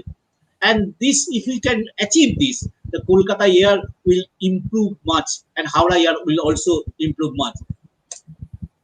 And what we achieved last year, if you look at this top one, this is green one is PM10. Look at the 2016, 17, 18, and 19 data. And if you look at the right hand top corner, the December 1990 had been, surprisingly, we had been compliant. We achieved the permissible target. And if you look at the extreme right hand corner, the December 19, and if you go down 2.5, Kolkata January 2.5, yes, because of our several regulatory action, Kolkata air was historically or by far the best during last December and this January. And we are committed to continue this kind of program, so that 4.6 million people living in Kolkata, nearly 5 million people living in Howrah, they are, and many other people living in the all other non-attainment cities, they are ensured with a safe air to breathe. This slide is for my students. What we need to do, we have a responsibility. When I teach in the class, I see that sometimes class is finished, teacher has gone away, and when I was walking along the corridor, I saw, it reminds me the famous song, Mathar opor michi michi ghurche pakha. Please switch off the power when you leave the room. Don't burn waste. Recycle waste as far as possible. Say no to single-use plastic. Repay the oxygen you breathe to the nature. অন্তত একটা গাছ লাগাও, আমার স্টুডেন্টদের আমি বলবো, একটা গাছকে বাঁচিয়ে তোলো। You have responsibility to repay the oxygen you take away from the nature. Keep your surrounding clean and green. You are living in an ecosystem where everything is connected to everything else. It reminds me Barry Commoner, who wrote a book in 2014. It was published. It is making peace with the planet. He said the 4 laws of ecology governs our existence. First law, he said everything is connected to everything else. Second law, everything must go somewhere. It is such a, we are living in such a ecosystem where components are always mobile. And third one, whatever we do, it has a cost, not only economic cost, but also ecological cost. And fourth law is very, very favorite of mine. He said, nature knows the best kind of engineering. Don't try to alter it too much. Try to follow the nature. Look at this. This is the old Thapa dumping ground. We have converted it into a green hill so that no further methane emission from this dump site. It is totally capped. It is a it cost government was more than 50 crores. We have constructed a leachate treatment plant thereon. So this will be one of the attraction of Kolkata from next winter. And you can, if you go at the top of this hill, you can see the entire East Kolkata wetland. So this is an achievement of the West Bengal Pollution Control Board. My final conclusion is nature protects if she is protected. আর আমাদের কোনো কথাই রবীন্দ্রনাথ ছাড়া শেষ হয় না, তাই আমি শেষ করতে চাইছি, যাহারা তোমার বিষাইছে বায়ু নিভাইছে তব আলো, তুমি কি তাদের ক্ষমা করিয়াছ, তুমি কি বেসেছো ভালো। Let us fight together. Let us try to protect the nature so that nature will protect us. Thank you all for your patient hearing. Thank you, sir. Thank you so much. It was an enriching experience, and we have seen how there have been so many positive changes in the air quality parameters. And now the onus is upon us to try to maintain as far as possible these conditions when the lockdown gets over. So now may I request Anindita to kindly proceed with the question answer session. Anindita.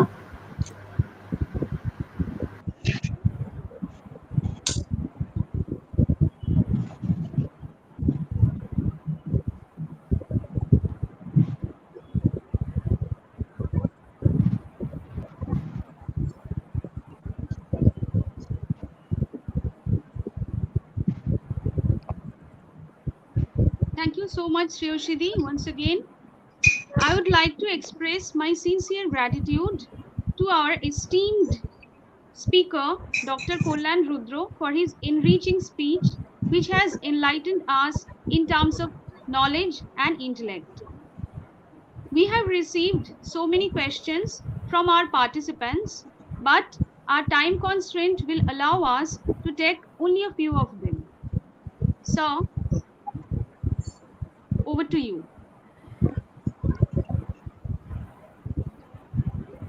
Here is the first question, sir. This question is from Aparna Chakraborty. She is Assistant Professor, Department of Geography, Deshbandhu College for Girls. She has asked, sir, did the lockdown take us 20 years back in terms of air quality improvement? Madam, so far my knowledge goes, it is better than what we recorded 20 years back.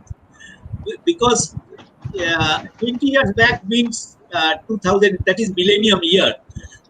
At that point of time, I clearly remember the air quality was not so good as we recorded during the lockdown.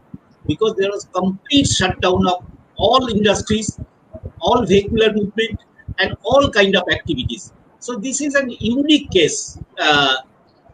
That's why if you compare the data with the 20 years back data, lockdown is much better than that. Air quality of the city was much better than that.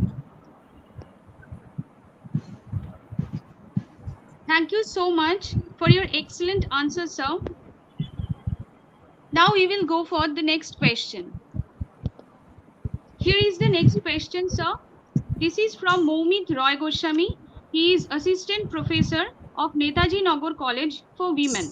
He has asked, sir, what mechanisms can be best suited to limit road dust problem? When we had been discussing the issue with the scientists of the NIRI,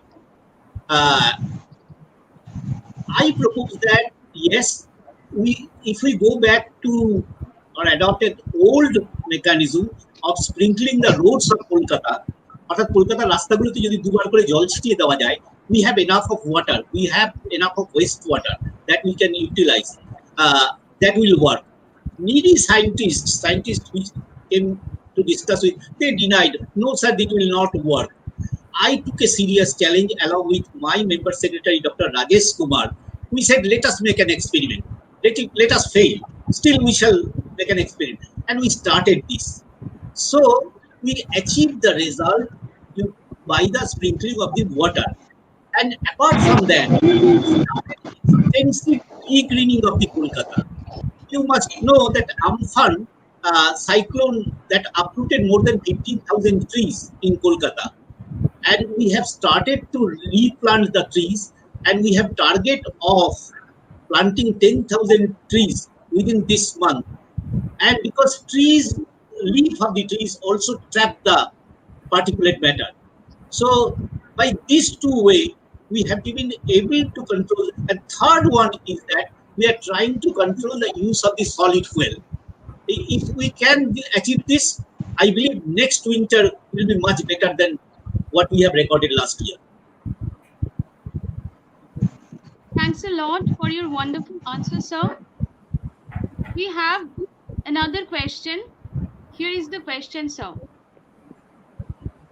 So this question is from Priya Banerjee. She is assistant professor of Rabindra Bharati University. She has asked, sir, what has been the notable changes in air quality as a result of the lockdown and changed pattern of human activities? I believe I have discussed this at large. Uh, because the air quality significant change even in the monitoring stations of the RBU, Rabindra Bharati University, shows that for the first time the air quality of the adjoining area, this is the RBU is a very vulnerable location because the national highway is very nearby, and all the trucks approaching Kolkata from Nivedita Setu passes along that university. But since it was complete lockdown, we found that the air quality improved even in the RBU, which is a very vulnerable location. So all other human activities since were restricted. Uh, we recorded that in our monitoring station that air quality improved substantially. Thanks a lot for your impeccable answer, sir. Now we will go for the next question. Here is the next question, sir. This question is from Lipshita Shaha. She is PhD research scholar of University of Calcutta. She has asked, sir, in this current scenario of deteriorating air quality, what can we as an individual do to improve the air quality, keeping in view both the indoor and outdoor air quality? That had been my last slide. We started to I I I said a few message that what we can do. Uh, Actually, who pollutes the air? It is the each and every citizen. We can change some of our behavior. That's why if you can remember my last slide when I gave some advisory to my dear students, I said that some lifestyle changes can improve the air quality substantially. Say Gopal Krishna Gandhi had been the governor of the state, and I have never seen uh, such an outstanding personality. He had the habit of switch off all the lights of Raj Bhavan for 2 hours every day. And he also maintained a very simple life. He came to our office to inaugurate the 6th assessment report of the IPCC, Intergovernmental Panel of the Climate Change. And he started in this way. He said governor has no right to inaugurate the report of the IPCC or Intergovernmental Panel on Climate Change because whenever he moves with a convoy of at least 6 cars emitting CO2. And he went back to Raj Bhavan and reduced the number of cars just to 2 cars. He used to move with 2 cars only. And this had been the Gopal Krishna Gandhi. I can still remember him. We should follow that kind of lifestyle, a very simple lifestyle that can reduce the carbon emission substantially. That you can do at our home also. Thank you. It is a very interesting question. Thank you for the beautiful answer, sir. Now we will have one more question. It will be the last question, sir. And here it is. This is from Professor S. Mukherjee of Thakurpukur College, Kolkata. She has asked, use of surface cleaners or germ killers, etc., in these days of COVID-19 can cause detrimental effect on air quality, as these are mainly in the form of aerosols stays in the ambient air. Uh, Government of India has clear guideline. What we can do, what we can't. Uh, uh, it has clearly given the guidelines that no chemicals can be used for this kind of disinfectant on human body. We initially we were told that some of the chemicals may help, but subsequently we received a guideline from the government of India that no, you are not allowed to spray any disinfectant chemicals on human body. It is a clear guideline. Ma'am, I will request you to go to the Ministry of Health's website. You will find the guideline to what is prohibited thereon and what is allowed. Thank you so much, sir. Thank you so much for all your wonderful answers, and thanks a lot for patiently handling all the questions. Thank you so much.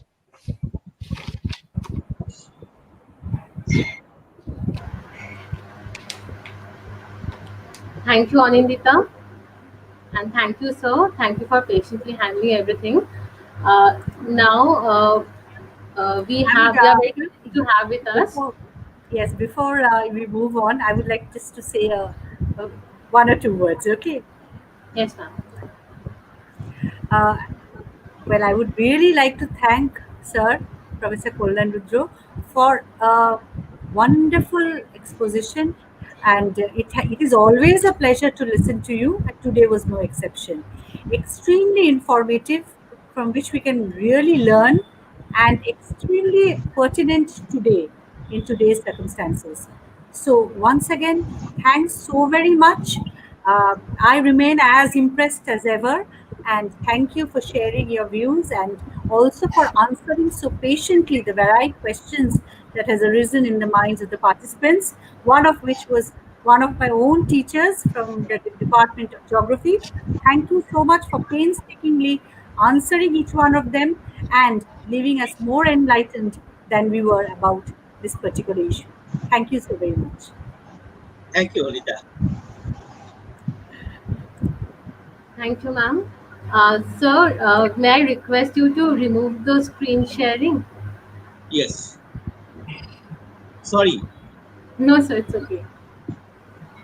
Thank you, sir. Now, we are very pleased to have with us Professor Navanita Chatterjee, Honorable Member, Governing Body, Deshbandhu College for Girls, and former Secretary, West Bengal Board of Secondary Education. She is not just a GB member, she is an integral part of Deshbandhu College for Girls. She has always been a strong support, encouraging and motivating us in all our endeavors.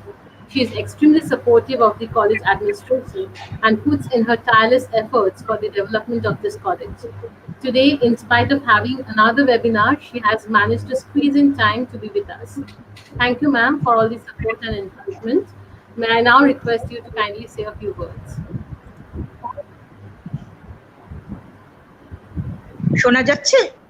হ্যাঁ, ma'am. শোনা যাচ্ছে? হ্যাঁ, ma'am, হ্যাঁ, শোনা যাচ্ছে। বলো নবনীতা। শুভ সন্ধ্যা।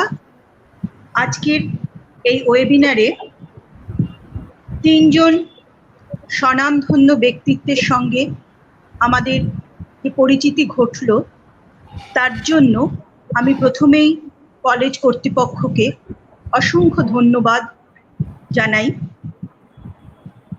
College কর্তৃপক্ষ, এখানে আমি পরিচালন সমিতির পক্ষ থেকে কলেজের মাননীয় অধ্যক্ষা ডক্টর অনিতা চট্টোপাধ্যায় তাকে অসংখ্য ধন্যবাদ জানাই এই কারণে, কারণ এই প্রেক্ষিতে এই ধরনের একটা বিষয় নির্বাচন এবং এত বিশ্ববরেণ্য মানুষদের এক প্ল্যাটফর্মে তিনি আনতে সক্ষম হয়েছেন, সেই কৃতিত্ব সম্পূর্ণই আমি তাকে দিতে চাই এবং পরিচালন সমিতির তরফ থেকে আমি অনেক অনেক ধন্যবাদ জ্ঞাপন করি। অনিতা শুধুমাত্র এই কলেজের মাননীয় অধ্যক্ষা নন, আমার দীর্ঘদিনের অত্যন্ত অত্যন্ত কাছের মানুষ। আমরা বোধহয় পরস্পরের ফ্রেন্ড, ফিলোসফার, গাইড হয়ে গেছি। বিভিন্ন সমস্যায় কলেজের এবং কলেজের বাইরেও বিভিন্ন সমস্যা আমরা একে অপরের সঙ্গে নির্দ্বিধায় শেয়ার করতে পারি। সবসময় আমরা একে অপরের সঙ্গে বসে অনেক সমস্যার সমাধান ইতিপূর্বে করেছি এবং আগামী দিনেও আমাদের এই বন্ধুত্ব নিশ্চয়ই কলেজের ভেতরে এবং বাইরে অটুট থাকবে, এই কামনা করি। আজকে আমি অত্যন্ত দুঃখিত, একই সময় আমার নিজের একটা ওয়েবিনারে লেকচার ছিল ঠাকুরপুকুর মহিলা কলেজে। তার ফলে আমি প্রথম লেকচারটা শোনবার সৌভাগ্য লাভ করতে পারিনি এবং আমি সজল লাহিড়ির মতো ব্যক্তিত্বের বক্তৃতা শোনবার সৌভাগ্য লাভ করবো কিনা তাও জানি না, কিন্তু আমি এর জন্য অত্যন্ত আন্তরিকভাবে দুঃখিত এবং ক্ষমা প্রার্থী।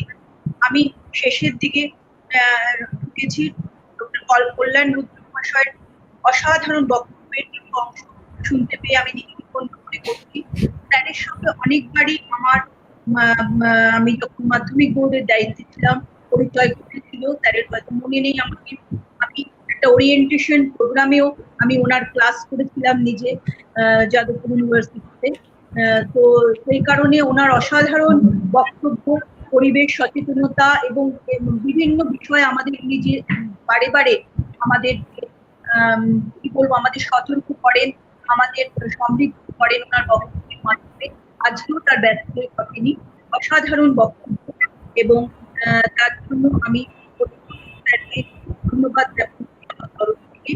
আজকের এই সারা বিশ্ব জুড়ে যে একটা অভূতপূর্ব একটা সংকটের মুখোমুখি আমরা দাঁড়িয়ে আছি, তার থেকে আমাদের অনেকগুলো শিক্ষা লাভ হয়েছে, অনেকগুলো একটা ভালো দিক আছে, খারাপের মধ্যে কোনো একটা সদর্থ থাকে।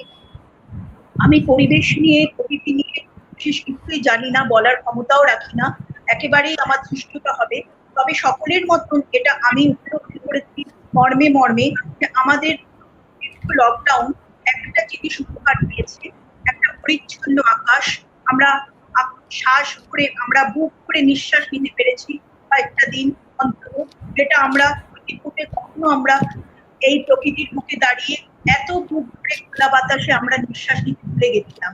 আমাদের বাড়িতে একটা ছাদ আছে, একটা উঠোন আছে, একটা খোলা আকাশ আমার বাড়ির ছাদ থেকে দেখা যায়, সেটা আমরা ভুলতে পেরেছিলাম। লকডাউন আমাদের অনেক কিছু নিয়ে নিয়েছে, কিন্তু এই খোলা আকাশের মুখোমুখি, খোলা আকাশের নিচে আমাদের দাঁড় করিয়ে দিয়েছে। কাজেই আমরা নতুন করে প্রকৃতিকে ভালোবাসতে শিখেছি, পাখির ডাক শুনবার সময় পেয়েছি, পাখির মানে কোলাহল মুখরিত আমাদের শহরের মুখ থেকে দূরে সরে গিয়ে খানিকটা নির্জনতা, খানিকটা নির্জন পরিবেশ আমরা পেয়েছি আমাদের চারিপাশে। সারাক্ষণ দানবের ঘরঘরানির আওয়াজ থেকে অনেকদিন আমাদের শ্রবণ যন্ত্র মুক্তি লাভ করেছিল। কাজেই সবকিছুর মধ্যেও এটাই বলবো, এই যে একটা সুন্দর প্রকৃতি, কলকাতার রাস্তায় আমি ভিডিও একটা দেখেছিলাম, ময়ূর ঘুরে বেড়াচ্ছে, এটা বোধহয় আমাদের জীবদ্দশায় দেখার সৌভাগ্য হতো না যদি না এই লকডাউন পরিস্থিতির আমরা সম্মুখীন হতাম। কাজেই এই বিশ্বজোড়া অতিমারির সময় আমরা এটুকুই বলতে পারি, এটুকুই বোধহয় আমাদের পাওনা, আর বাকিটা সবটাই তো খরচের খাতায়। লক্ষ লক্ষ মানুষ এখানে অর্থনীতির প্রথিত যশা মানুষ আছে, তাদের সামনে আমার মুখ খোলাও নিতান্ত কষ্টতা। তা সত্ত্বেও আমি আমার সাধারণ মানুষের যেটা দেখছি, যেটা শুনছি, বিশ্ব জুড়ে লক্ষ লক্ষ কোটি কোটি মানুষ কর্মহীন হয়েছে এই লকডাউনের ফলে। কোটি কোটি মানুষ তাদের বেতন হ্রাস হয়েছে, তাদের একটা চরম অর্থনৈতিক বিপর্যয় নেমে এসছে জীবনে, যেটা একেবারেই তাদের বিনা মেঘে বজ্রপাতের সমান। বহু মানুষ আজকেও দেখছিলাম টিভিতে আর্থিক বিপর্যয়ের ধাক্কা সামলাতে না পেরে আত্মহননের মতো চরম পথ বেছে নিতে বাধ্য হচ্ছে। কারণ পরিবার প্রতিপালনের মতন আর কোনো বিকল্প পথ তার সামনে খোলা নেই। কারণ সামান্য চাকরি, সামান্য পেশা, তার সেটা অবলম্বন করেই ভারতবর্ষের কোটি কোটি মানুষ বেঁচে থাকে।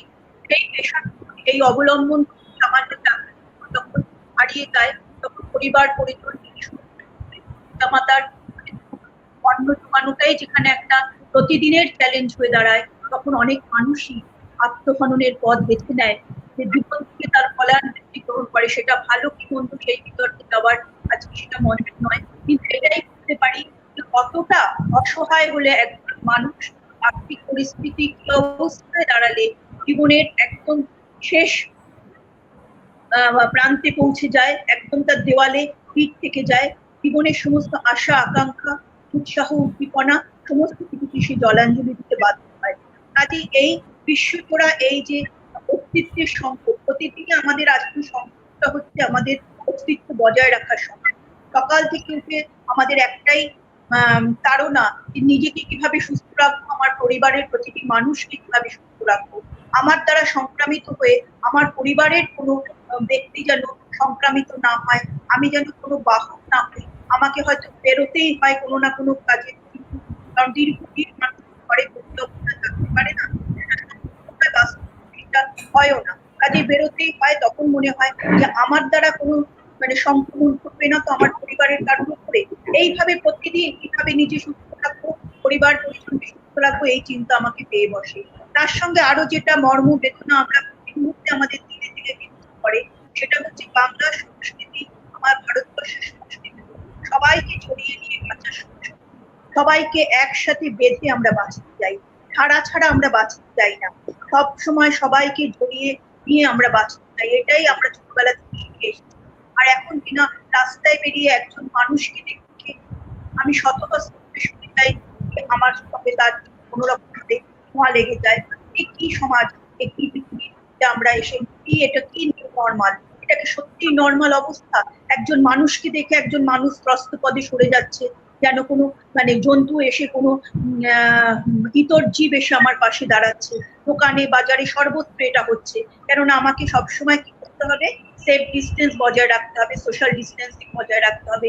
বন্ধু বান্ধবকে আলিঙ্গন করতে পারবো না, তাদের সঙ্গে সামনে গিয়ে কথা বলতে পারবো না, গুরুজনদের পায়ে হাত দিয়ে প্রণাম করতে পারবো না, বৃদ্ধ পিতামাতার সেবা করতে পারবো না। সবকিছুতে একটা বিধিনিষেধ একটা আরোপিত হয়ে গেছে। এই জীবন আমরা কেউ চাই না। যাই হোক, আজকে আমার বক্তব্য রাখারও কথা নয়, এই কথাগুলো না বলে পারলাম না। তার জন্য আজকের এই ওয়েবিনারের আয়োজন সেটা সম্পূর্ণভাবে সফল হয়েছে, কারণ আজকের এই বিষয় নির্বাচন তার জন্য আবারও আমি কলেজ কর্তৃপক্ষকে ধন্যবাদ জ্ঞাপন করছি।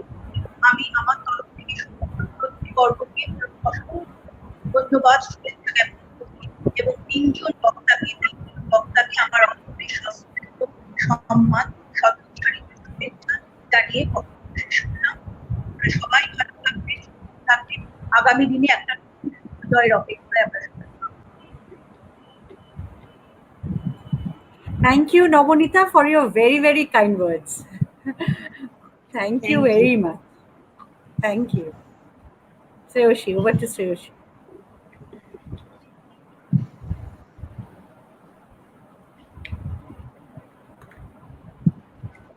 Unmute karo. Shreyoshi. Sorry. Thank you, Navanita ma'am. Thank you for being always very supportive of us. And now we proceed on to the next technical session. So for this session, we are very privileged to have amongst us the renowned cardiovascular thoracic surgeon, Dr. Bhabatosh বিশ্বাস.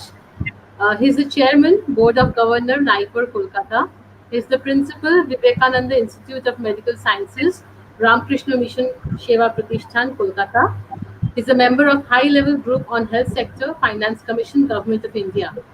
He has held many prestigious positions. He was the former Vice Chancellor, West Bengal University of Health Sciences, Kolkata, former Vice President, National Board of Examinations, New Delhi, former Institute Body Member, GB Member and Academic Council Member of NIMHANS, Bangalore, former HOD, Cardiothoracic and Vascular Surgery, RG Kor Medical College, former President, Indian Association of Cardiothoracic Surgeons.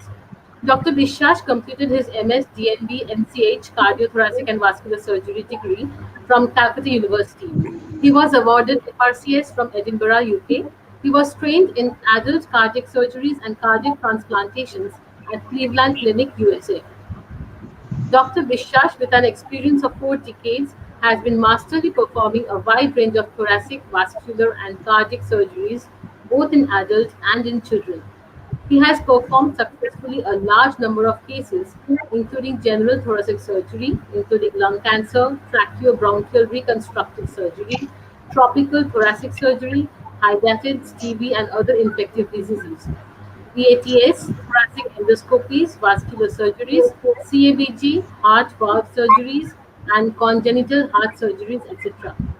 He added various awards to his crown over the years, including Fellowship of the Indian Association of Cardiothoracic Surgeons, Fellowship of the Academy of Science and Technology, Fellowship of the Thoracic Endoscopic Society of India, Dr. B.C. Roy National Award Fellowship, Dr. A.K. Basu Visiting Professor of Nizam's Institute of Medical Sciences, Hyderabad, Sir Neil Ratan Sharkar Gold Medal, Paul Harris Fellow, Rotary International.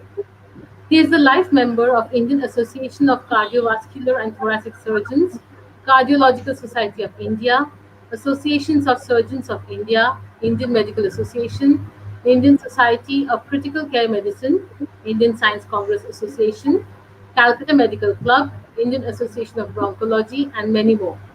Dr. Bishash is associated with many social works, especially related to the healthcare services for common men. He is the founder member and chairman, Global Foundation of Healthcare Education and Services.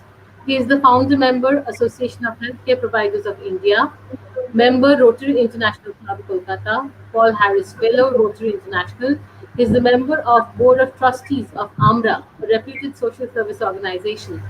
He is a life member of Mahabodhi Society of India, Institute of Child Health Trust, Park Children's Center and Research Institute Trust, Kolkata, and many such social service organizations and NGOs.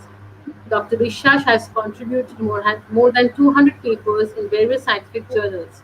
He also has a teaching experience of more than 30 years and worked as examiner in MCH DND PhD examinations. Sir, it's an honor for us to have you amongst us.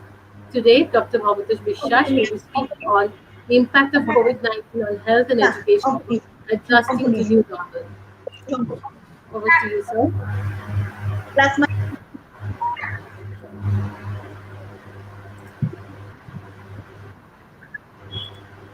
Thank you very much for this kind introduction.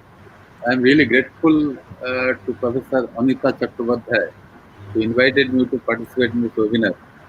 And I'm really grateful for this wonderful symposium going on due to active participation of colleagues of Professor Anita, Dr. Anindita, Dr. Navanita, Seoshi, Moitredi. All of you have wonderfully contributed. And I have been listening from very beginning. I heard about Dr. Kajal Lahiri, then our old friend Dr. Kalyan Mitra, and I have enriched myself during the difficult times. And my job will be to throw some light on a couple of issues relating to health and just a minute, there's no noise. Just a minute.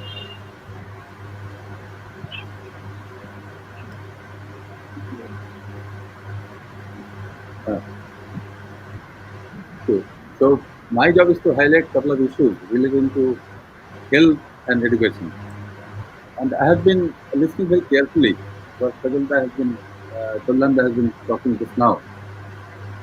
That one very important thing, the change of lifestyle which COVID has compelled us to do, that has made a lot of changes in various aspects, both in the state, nationally and internationally. So I would like to share in next maybe half an hour or so regarding very, very relevant issues relating to health and education. So I think my screen has been shared. And No, sir. It's not uh, shared yet. okay, so let me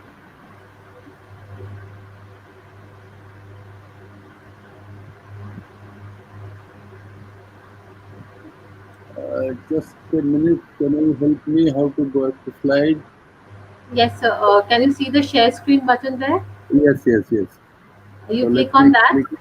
Yes, done. and then you select the window you want to share. Okay.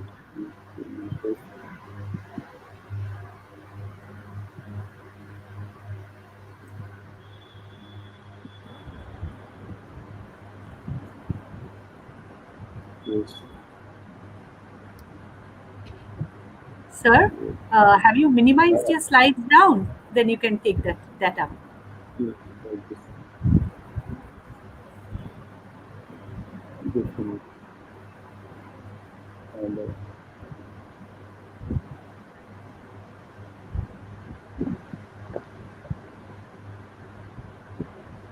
And yes.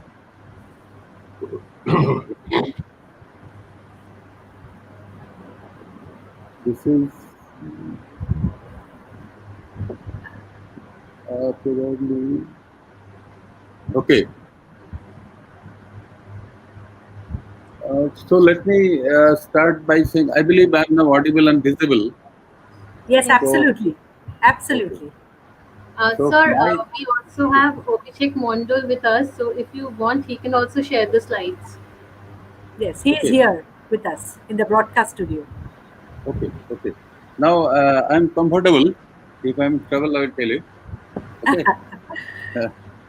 So I can see my slides and probably I will continue without any hindrance. Okay. Please go on. We'd love to hear you. Sure. So my job is very not difficult but very crucial and complicated. Impact on COVID-19 on health and education, especially adjusting to new normal. বর্তমান পরিস্থিতিতে Covid আমাদের কতটা ভালো মন্দ করেছে health and এডুকেশনে সেটা আমাদের বিচার্য বিষয়। মনের কথা নিজের ভাষায় বেশি বলা যায় ভালো, শুনে দু চারটা বাংলা কথা বলে ফেলবো, প্লিজ বেয়ার মি। তা এই যে বিষয়টা what I am going to say, সেটা হচ্ছে হেলথ অ্যান্ড এডুকেশন, এই যে দুটো ইম্পর্টেন্ট বিষয়, সেখানে কোভিডের কি ভূমিকা তার সেটা বোঝার জন্য আমি একটু ব্যাকগ্রাউন্ডে যাব। কোভিড বিষয়টা আপনারা সবাই জানেন, all of you know that COVID is acronym, full term is corona virus disease of 2019. It is nothing new. These diseases have been affecting human race for quite long time. Recently, it has become very, very important. Reason being, you see, globally now more than 2 crore, to be more specific, 2 crore 16 lakh people have been affected already. India has more than 25 lakhs people affected with this disease. It is third compared to US and Brazil. And total deaths we have lost 50,000 people of our country. And during last 24 hours, we had almost 65,000 new cases, and we have lost more than 1,000 of our countrymen during last 24 hours. In West Bengal, our case number is more than a lakh. To be more specific, 1,10,000. We have lost more than 2,300 people. In last 24 hours, we have had 3,000 cases, and last 24 hours, we have lost 60 cases. এই কথাগুলো বললাম ভয় পাওয়ানোর জন্য নয়, this is the real picture. If we stand here, we'll be able to understand in how much difficult time we are going on. This is the difficult time I have pointed out. Let me discuss with the other side. Is it the only disease that has become a threat for human society? Answer is no. If you go to epidemiology or disease nature, you will find that even simple influenza or many other infectious diseases kill, may be responsible for killing of lot many people. Influenza বা সাধারণ কতগুলো অসুখে এর চেয়ে বেশি লোক মারা যায়, but what is our concern is this disease is caused by a virus about whom we don't know much. এই ভাইরাস সম্বন্ধে আমাদের খুব বেশি জানা নেই। And moreover, it is highly infectious. So it spreads from one place to another, and the symptoms of the disease are very common. গুলিয়ে ফেলা যায় অন্য অসুখের সঙ্গে। And more so, once the virus enters your body, it may take a quite long time before it expresses itself. Incubation period may be even up to 27 days. Recovery may take 3 to 6 weeks. And frequent signs and symptoms, অর্থাৎ যেগুলো দেখে আমরা অসুখ নির্ণয় করবো, রোগ নির্ণয় করবো, সেগুলো কিন্তু খুব সাধারণ। ফিভার, কাফ, গায়ে ব্যথা, শর্টনেস অফ ব্রেথ, আর কোনো এইগুলোই বেশিরভাগ রোগীদের হয়। And sometimes you get headache, cough, haemoptysis. এই সমস্ত যে সিমটম গুলো, সেগুলো কিন্তু এই রোগের নির্দিষ্ট লক্ষণ নয়। That is what I want to stress. Whatever symptoms I have quoted, this are not specific for this disease. This may be simply due to influenza or due to some other illness, or it may be neglected, or it may not be understood or identified in the beginning. So this chart will show you the common cold, flu, allergies. All these might have almost similar symptoms and signs about this disease, by which I want to mean that you may be late in detecting this disease. আমরা এই রোগটা বুঝতে দেরি করতে পারি, এবং দেরি হলে সেটা বিশাল সমস্যার কথা। এবং দেরি হওয়ার ফলে, if you are not aware that you are having the disease, we may be responsible for transmitting the disease to healthy person. That is a major concern, এবং সেইখানেই সমস্যা। So for diagnosis of the disease, since I have to touch a little bit medicine, I don't want to talk a lot of medical technical issues here, but couple of very, very simple health related issues. Rather, it is health related, not medical related, which will help us to make a background for discussion. Initially, we had been concerned about travel history. কেউ বিশেষভাবে চীন, Iran, Italy থেকে এসেছেন, and blood, chest X-ray, CT scan, নানা imaging টেকনিকে কিছু কিছু report পাওয়া যায়, সেগুলোর ভিত্তিতে ডায়াগনোস করা সম্ভব হয়। It was in the beginning. Gradually, now we are standing in a place that COVID is a common disease affecting people of all ages. ছোট থেকে বড়, বৃদ্ধ, বিভিন্ন অসুস্থ ব্যক্তিদের সবাইকে ইনভলভ করে। Our concern is to find out whose life is at risk. If somebody has got mild disease, সামান্য অসুখ, বা সিভিয়ার ডিজিজ, একটু বেশি পরিমাণে হয়েছে, parameters I am not going to discuss here. Those are intricate medical issues that may not be interesting for the listeners. So a large number of people being affected with COVID, coronavirus disease, may not be at risk. Only those people who are labeled as critically ill, যাদের আমরা ভীষণভাবে অসুস্থ বলে মনে করি, তাদের সংখ্যা খুব কম। More so if they are elderly and if they are having some comorbids, যেমন ধরুন কারো ডায়াবেটিস আছে, somebody having low body fighting capacity, there is a low immunity. So diabetes, some malignant disease, and similar, some stroke, somebody having diabetes, somebody kidney disease on dialysis. So these are the people, elderly people, who are more at risk, and they need to be protected more carefully. Otherwise, for younger population, healthy population, in majority of the patients or majority of the people, they may go unrecognized, যাদের আমরা বলি asymptomatic carrier. People may not have symptoms, that they may carry virus, and they are more dangerous for the society. এই কথাটা আবার বাংলায় বলি, এমন বহু ব্যক্তিকে আমরা পাবো সমাজে বিভিন্ন স্তরে, যাদের শরীরে ভাইরাস রয়েছে অথচ তাদের রোগের লক্ষণ প্রকাশ পাচ্ছে না। যাদের ধরুন রোগের লক্ষণ প্রকাশ পাচ্ছে, যাদের হাঁচি হচ্ছে, কাশি হচ্ছে, জ্বর হচ্ছে, গায়ে ব্যথা হচ্ছে, definitely will understand that they are diseased and will keep a distance from them. But when somebody is not recognized, somebody who is not symptomatic, they are more dangerous for the society. And people who are at high risk, elderly people having diabetes and other disorders which has reduced their body resistance, they are more vulnerable. সুতরাং এই কথাটা ভীষণভাবে মনে রাখতে হবে যে who are the vulnerable people and who are the people who can spread the disease. After knowing this, just I will conclude in a minute regarding health related issues. If the disease state is mild, মানে সামান্য অসুখ, or moderate, মাঝারি গোছের, or severe illness, all these cases, all these people, in almost all probability they will recover, and majority of them can be treated in their house only. They did not be hospitalized, and very few of them are going to have serious consequences. We are concerned about a small group of COVID infected people who are, in our terms, critically ill people.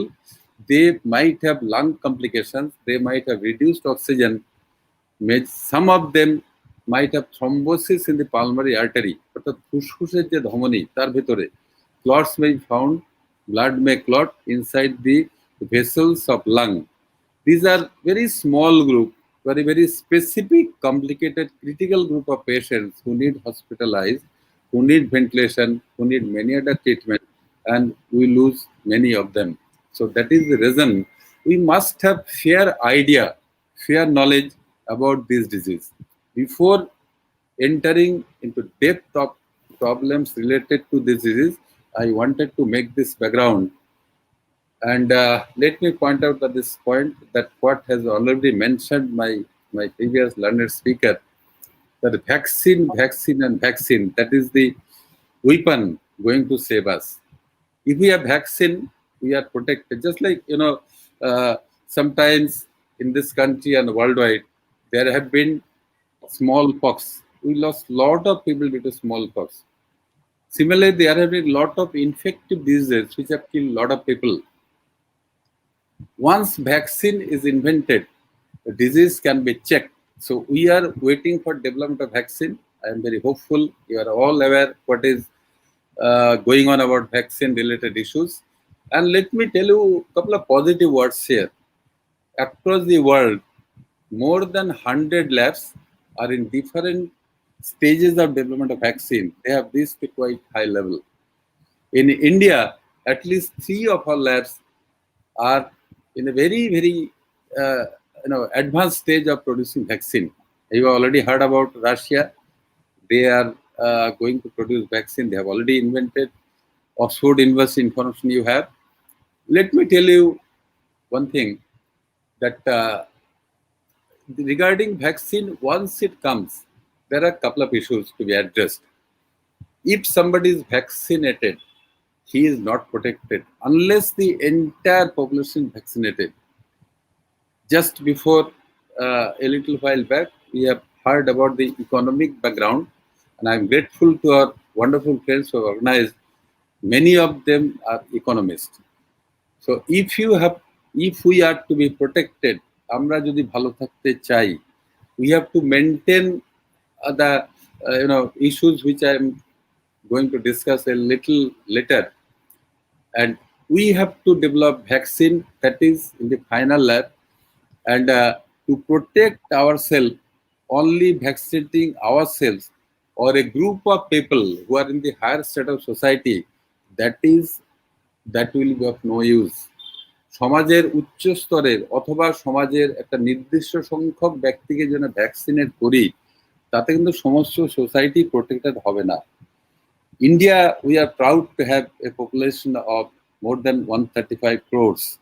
We have to vaccinate almost the entire population. Otherwise, what is going to happen if we say vaccinate a group of people, a strata of society, this is staying in the rest of the society will infect the people who are thought to be protected. So whenever vaccine comes for clinical use, maybe different countries will be coming with vaccine. All vaccine may not be equally good in the beginning, but finally we'll have good quality vaccine. But our major challenge, I feel, the challenge is now with the physicians. ডাক্তাররা এখন ভ্যাকসিনে ব্যতিব্যস্ত, but major challenge is coming for our friends in economics, because the vaccine has to be made available to the entire population of more than 130 crores of this country and several hundred crore people of the entire world. তো সারা পৃথিবীকে corona মুক্ত করতে গেলে অথবা করোনার অসুখ থেকে আমাদের বাঁচতে গেলে the huge number of people need to be vaccinated. So we have to produce huge bulk of vaccine. We have to fund it. We have to make it available to entire population of almost all the countries. And for that, I remember the comment of Dr. Lahiri in the beginning that we have to work in collaboration. All the countries of the world, all the people of different strata, all the people of different professions, scientists, physicians, social activists, then economists. So people of all strata, all the countries, all stages must work hard, come together. Only then will be able to overcome the problem of this disease. Let me go through very quickly in only few minutes regarding a couple of things. As a doctor, I wish that most of the population should be safe.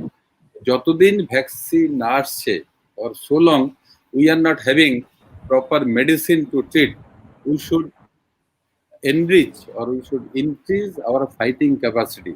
শরীরে যুদ্ধ করার ক্ষমতা বাড়াতে হবে। তার কতগুলো পদ্ধতি আছে যেগুলো আবহমান কাল থেকে অর্থাৎ শয়ে শয়ে বছর ধরে ভারতবর্ষে প্রচলিত, অবশ্য পৃথিবীর অন্য দেশেও আছে। চীনের তাদের পদ্ধতি আছে, অন্য দেশে তাদের পদ্ধতি আছে। আমাদের আয়ুষ মন্ত্রক has been very active. So in our country, we are very we are used to use several spices like haldi, jeera, dhania, lasun. We use this in cooking. So these material, these masala rather, they are many of them has got ingredient which increase our body resistance, which help us to fight. So a lot of advices are coming, particularly from Ayush Mantrak, Ayurveda immunity promoting measures. I am sure you have gone through, and I would request you to follow these advices very, very carefully. That will help you to fight against this dangerous disease. এই সমস্ত পদ্ধতিগুলো যদি আপনারা follow করেন তাহলে আমাদের শারীরিক সক্ষমতা বাড়বে, রোগ প্রতিরোধ হবে, আমরা রোগগ্রস্ত হব না। সুতরাং these many of them has got that usual values. এবং একটি কথা আমি এখানে বলে রাখি যে এই যে বিষয়গুলো, the materials which are available in nature in our country and common use, তো তার ভেতরে কি কি বস্তু আছে, basic ingredients, what are the basic medicinal material that needs to be extracted, that should be standardized, that should be used. Normally the modern medicine, the ingredients of modern medicine used, they are either extract of plants or animals or some minerals. And from centuries in our country, lot of animal products, lot of biological products, lot of plant products are used. We know that if you use the dust of this tea leaf, it is going to reduce your blood pressure, or it is going to control your diabetes, or it is going to protect your body for infective disease. So these are the knowledge which is well known to us for centuries. Probably this coronavirus, it is very, very dangerous period, but the challenges during the coronavirus infection era has thrown us into challenges and compelled us or given us opportunity to develop. এই সময়, এই challenging সময়ের ভিতর দিয়ে we are getting opportunity to develop our indigenous system of medicine. We have to develop a lot of varieties or remedial measures from Indian system. So let me rush together that to overcome this corona disease, there are certain do's, certain don'ts. They have been well publicized. I am not going to waste time for that. And regarding couple of information regarding nutritional advice, what you are going to eat, that is fresh fruit, fresh vegetables, lot of fluid and warm material. These are the issues. These are the very, very small things which is going to help you. And let me add one sentence here, what is uttered almost everybody, and we know it every day, that is lifestyle modification. জীবনযাত্রা সুসংহত করা, সংযত করা, what we should do, that we are going to do. আমাদের যা করা উচিত, আমাদের ন্যাচারাল খাবার খাওয়া উচিত, আমাদের হাঁটাচলা করা উচিত, আমাদের পরিবেশ দূষিত করা উচিত নয়। এই যে নিয়মগুলো চিরকাল হয়ে আসছে, সুষম খাদ্য গ্রহণ করা উচিত, all these things what we are expected to do, probably we had forgotten that nature is mother and we have to protect the nature. Our dear friend Kullanda has narrated very nicely regarding the situation of pollution and situation of environment, how nice it has become after the lockdown. This is the impact, distant impact of corona. So during this difficult time, we have learned how to take us forward by reshaping our food habits, by reshaping our lifestyle, and helping to keep environment nice. With this background, let me spend a couple of minutes now in the impact of education, and definitely I'm going to spend little more time at the later part of the discussion regarding health education. Reason being, health education is so important and practical compared to other education. This is going to keep you alive. Having respect to all sort of education, let me tell you, most of the health education, so the doctory, nursing, everything, health education mostly practical based. Theoretical knowledge a background that makes the platform, that makes the foundation, but it is based on practical knowledge, and that is learned by Gurukul. প্রাচীন ভারতে যা গুরুকুল ছিল, শিষ্য গুরুর পায়ের তলায় অবশ্য অধ্যয়ন করতো, শিক্ষা হতো। আজকের ডাক্তারি শিক্ষাও কিন্তু সেই Gurukul. So direct contact, Gurukul system education, that has been facing a great challenge during coronavirus. So how to overcome this? So I will spend a couple of minutes discussing about overall education and last couple of minutes regarding health education, where contact and Gurukul system is absolutely essential. So if you look at this general information, that more than 20,000 higher education institute has been closed and more than 2 lakh students have been affected, and they have changed to either online, e-learning or mixed modes. And let me tell you, the e-learning online, we are gradually getting educated. Not that a huge country having educational systems spread from primary schooling to postgraduate and research level, it is not that everybody has been trained in e-learning system. Now this difficult time has compelled us to learn the technique, and once this period goes, I'm very hopeful this is not going to last forever. এই দুর্দিন আমাদের চিরকাল থাকবে না, কিন্তু whatever we are going to learn during difficult times, we'll keep the good part of this. এই দুঃসময়ে আমরা যা ভালো জিনিস শিখছি তার সবটা আমরা এখানে ত্যাগ করে দেব না, যে খারাপ সময় যা এসছে সবই খারাপ তা তো নয়। During bad times, lot of good things we are learning, and that is absolutely applicable for education and health education. So students overall enrollment may increase, but not in direct contact system. It will increase in distant education mode and distant training system. Teaching and learning needs little bit clarification.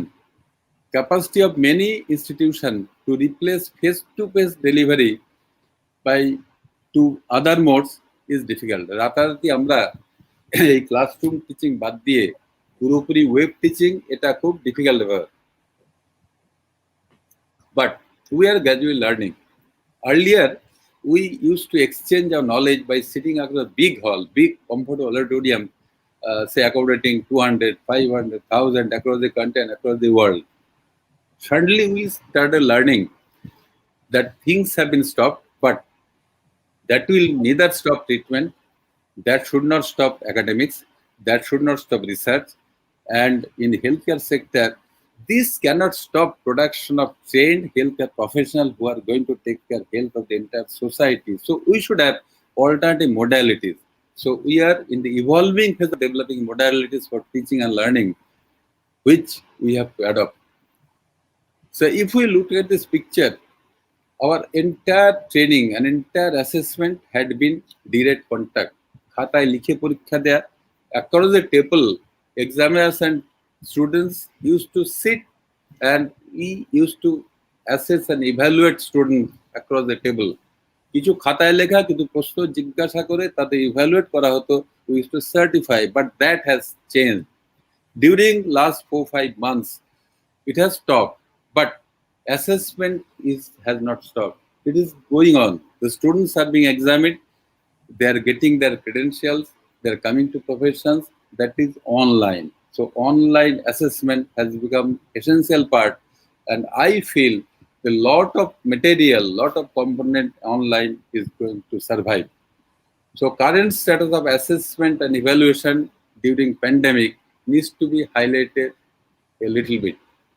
How is online assessment different from routine in terms of skill, knowledge, and attitude? As I told you a little while back, that particularly those sciences and those education, particularly healthcare and other sciences, where skill, knowledge, and attitude, those are important. So in those areas, convert from contact education to online may not be very easy. It has got issues relating to faculty, it has got issues relating to student, and the administrative issues also need to be sorted out. Let me tell you a very simple thing. I think all teachers are aware of this, but let me point out a very humble approach. The suitable assessment evaluation tool and platform has to be identified. Till now, we depend on summative assessment. অর্থাৎ at the end of the training period, সেটা ইয়ার and হতে পারে, course and হতে পারে, semester and হতে পারে, 6 মাস, 1 বছর, 2 বছর, we assess the student at the end of the program. And this assessment, summative assessment, has become difficult now, though overnight we cannot convert into formative assessment where the end product assessment is not done, but is the process of training. How the student or the trainee, maybe healthcare people, maybe doctor, nurse, or scientist, how they are going to be trained, what is the status of lab, what is the status of library, what is the status of teacher, what is the facilities, these are the formative. So evaluation formative assessment is becoming more and more important now. Earlier, most of the educational system used to depend on summative, especially in our country. Now we have understood the formative assessments are more important, and the competency-based curriculum that we have been talking for a long time, but it is real time that we have to implement it as much as possible. One important issue I have to highlight here, the competitive selection examination system, note on online proctored exam. By that, what I mean, when large number of people sit for an examination for a limited number of seats, so a large number of people sitting for examination to get couple of positions in IIT or IIM or All India Medical Sciences, or to get a berth in MBBS college, it maybe 1 lakh people is sitting and a couple of thousand seats are there. Similarly, in different colleges, different science streams. So the online assessment of candidates for selection is a real major challenge. In between selection of, this is the early intermediate part of the year, students after completing the schooling after 12th class, they are selected for a specific professional stream. At this time, the institutions, teachers, evaluators, government, and regulatory bodies, every stakeholder had to face lot of challenges to get this work done. It has been done definitely, and we have learned gradually what are the modalities which is good in the system. How authentic are the methods we are practicing? So attributes of good online assessment methods are there, and that we have to learn. Here, let me point out here, there is a big role for advisory boards and regulatory bodies. As you are aware, that for standardizing the doctor, there is a council called Medical Council of India, MCI. For getting certified nurses, it is certified by Nursing Council, Indian Nursing Council, INC. Similarly, other paramedical people and other professionals related to health, all of them are certified by specific boards and regulatory bodies. Similarly, for technical education, engineering education, other education, there are regulatory bodies. All their perspective to inspect colleges and certify institutions had been contact basis to measure physical structures, to go through physical libraries, and issues are like that.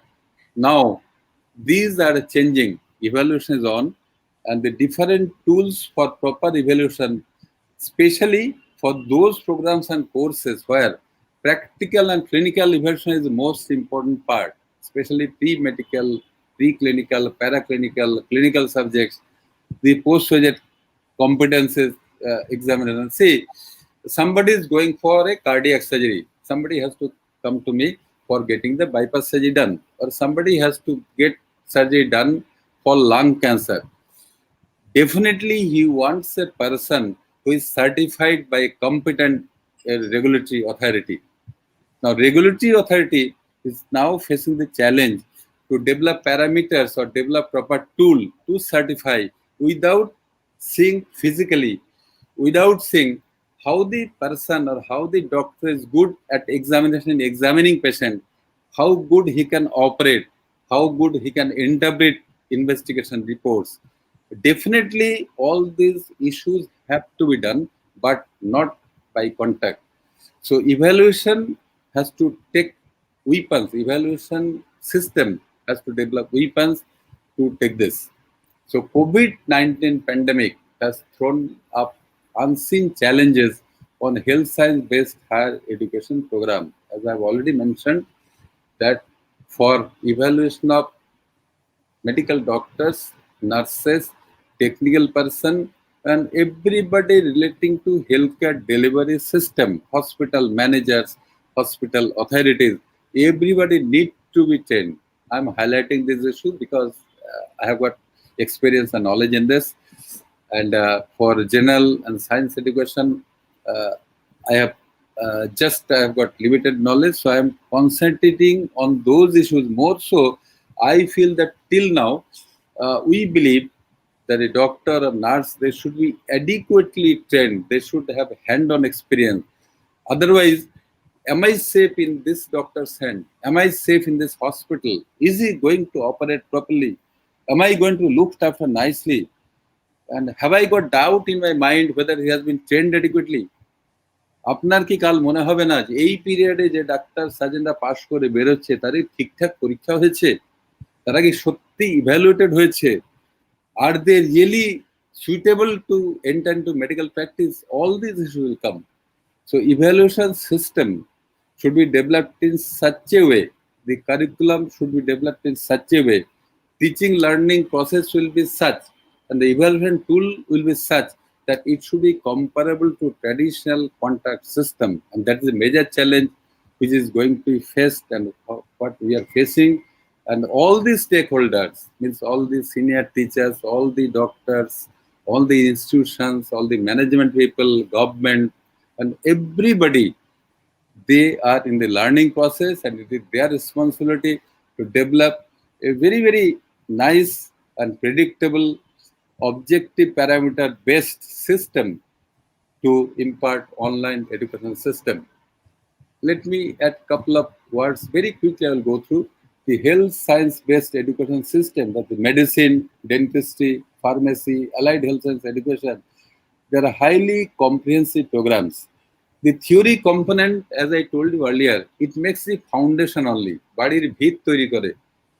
It may support the entire knowledge on the basic, entire experience or entire basic knowledge.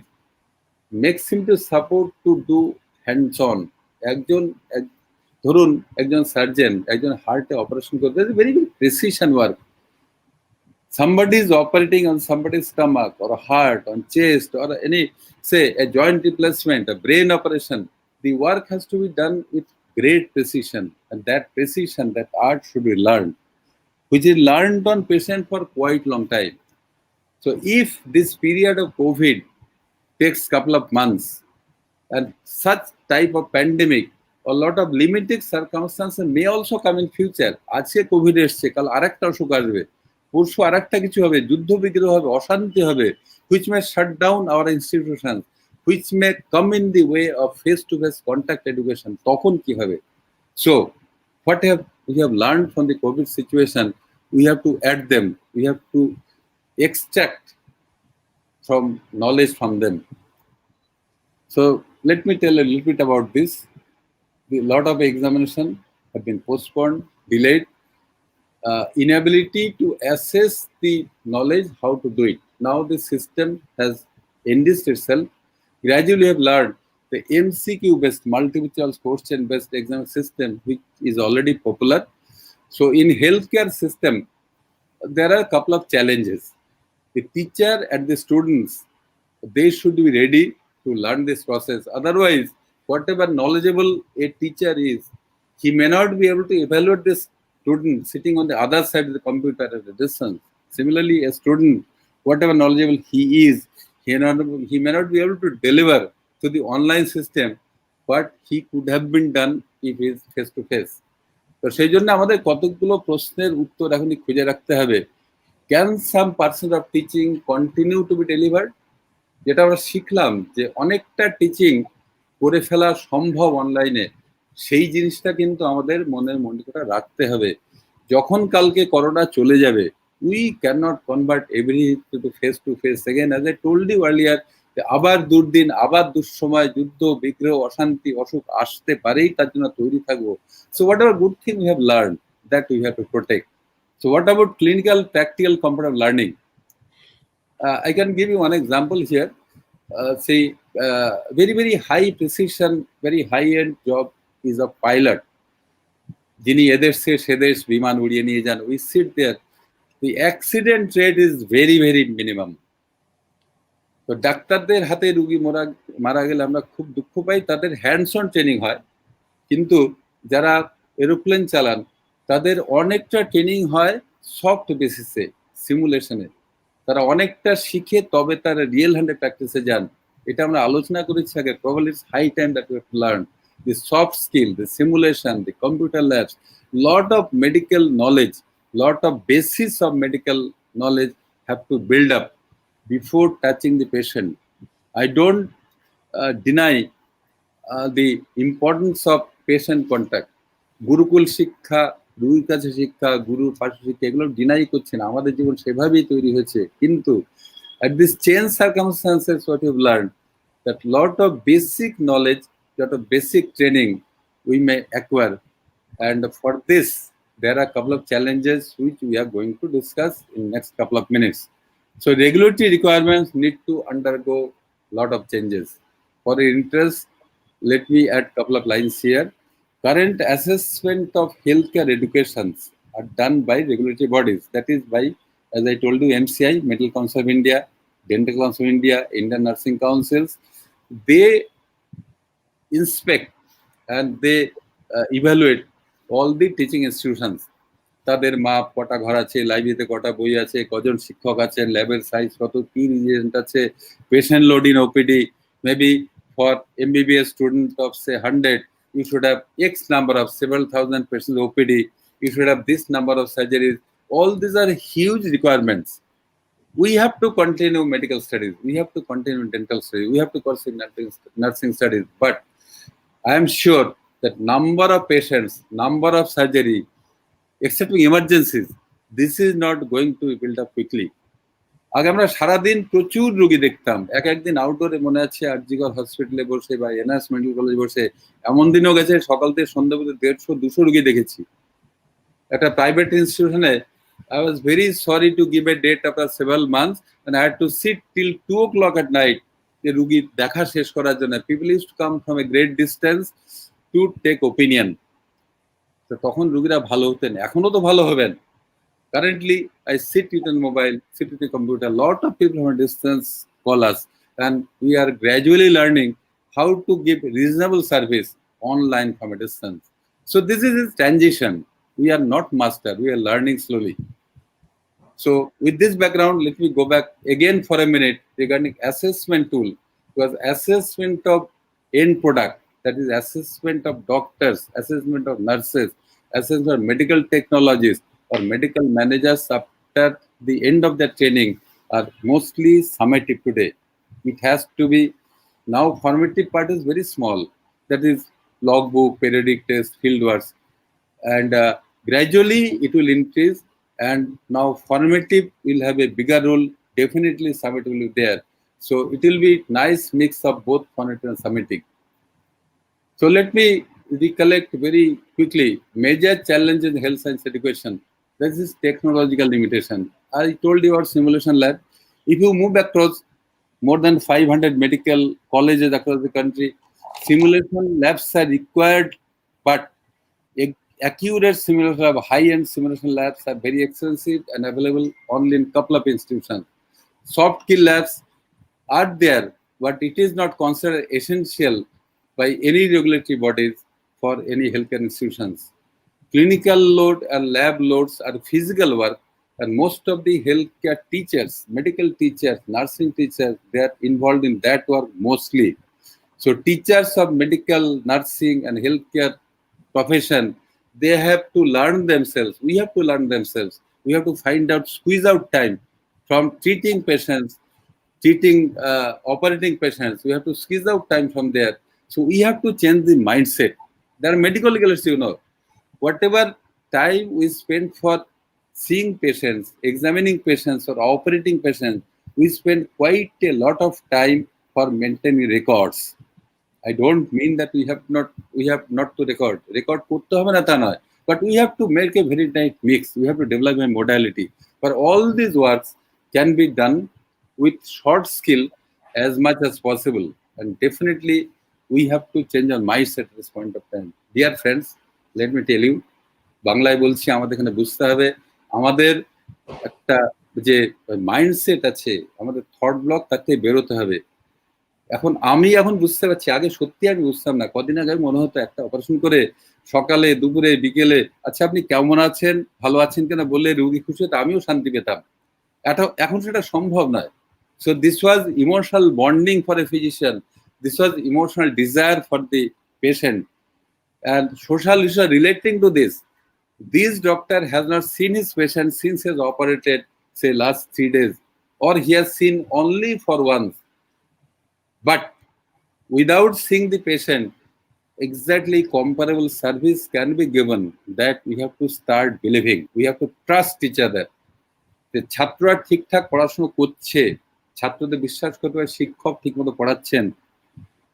The people at large should believe that online evaluation is perfect and flawless.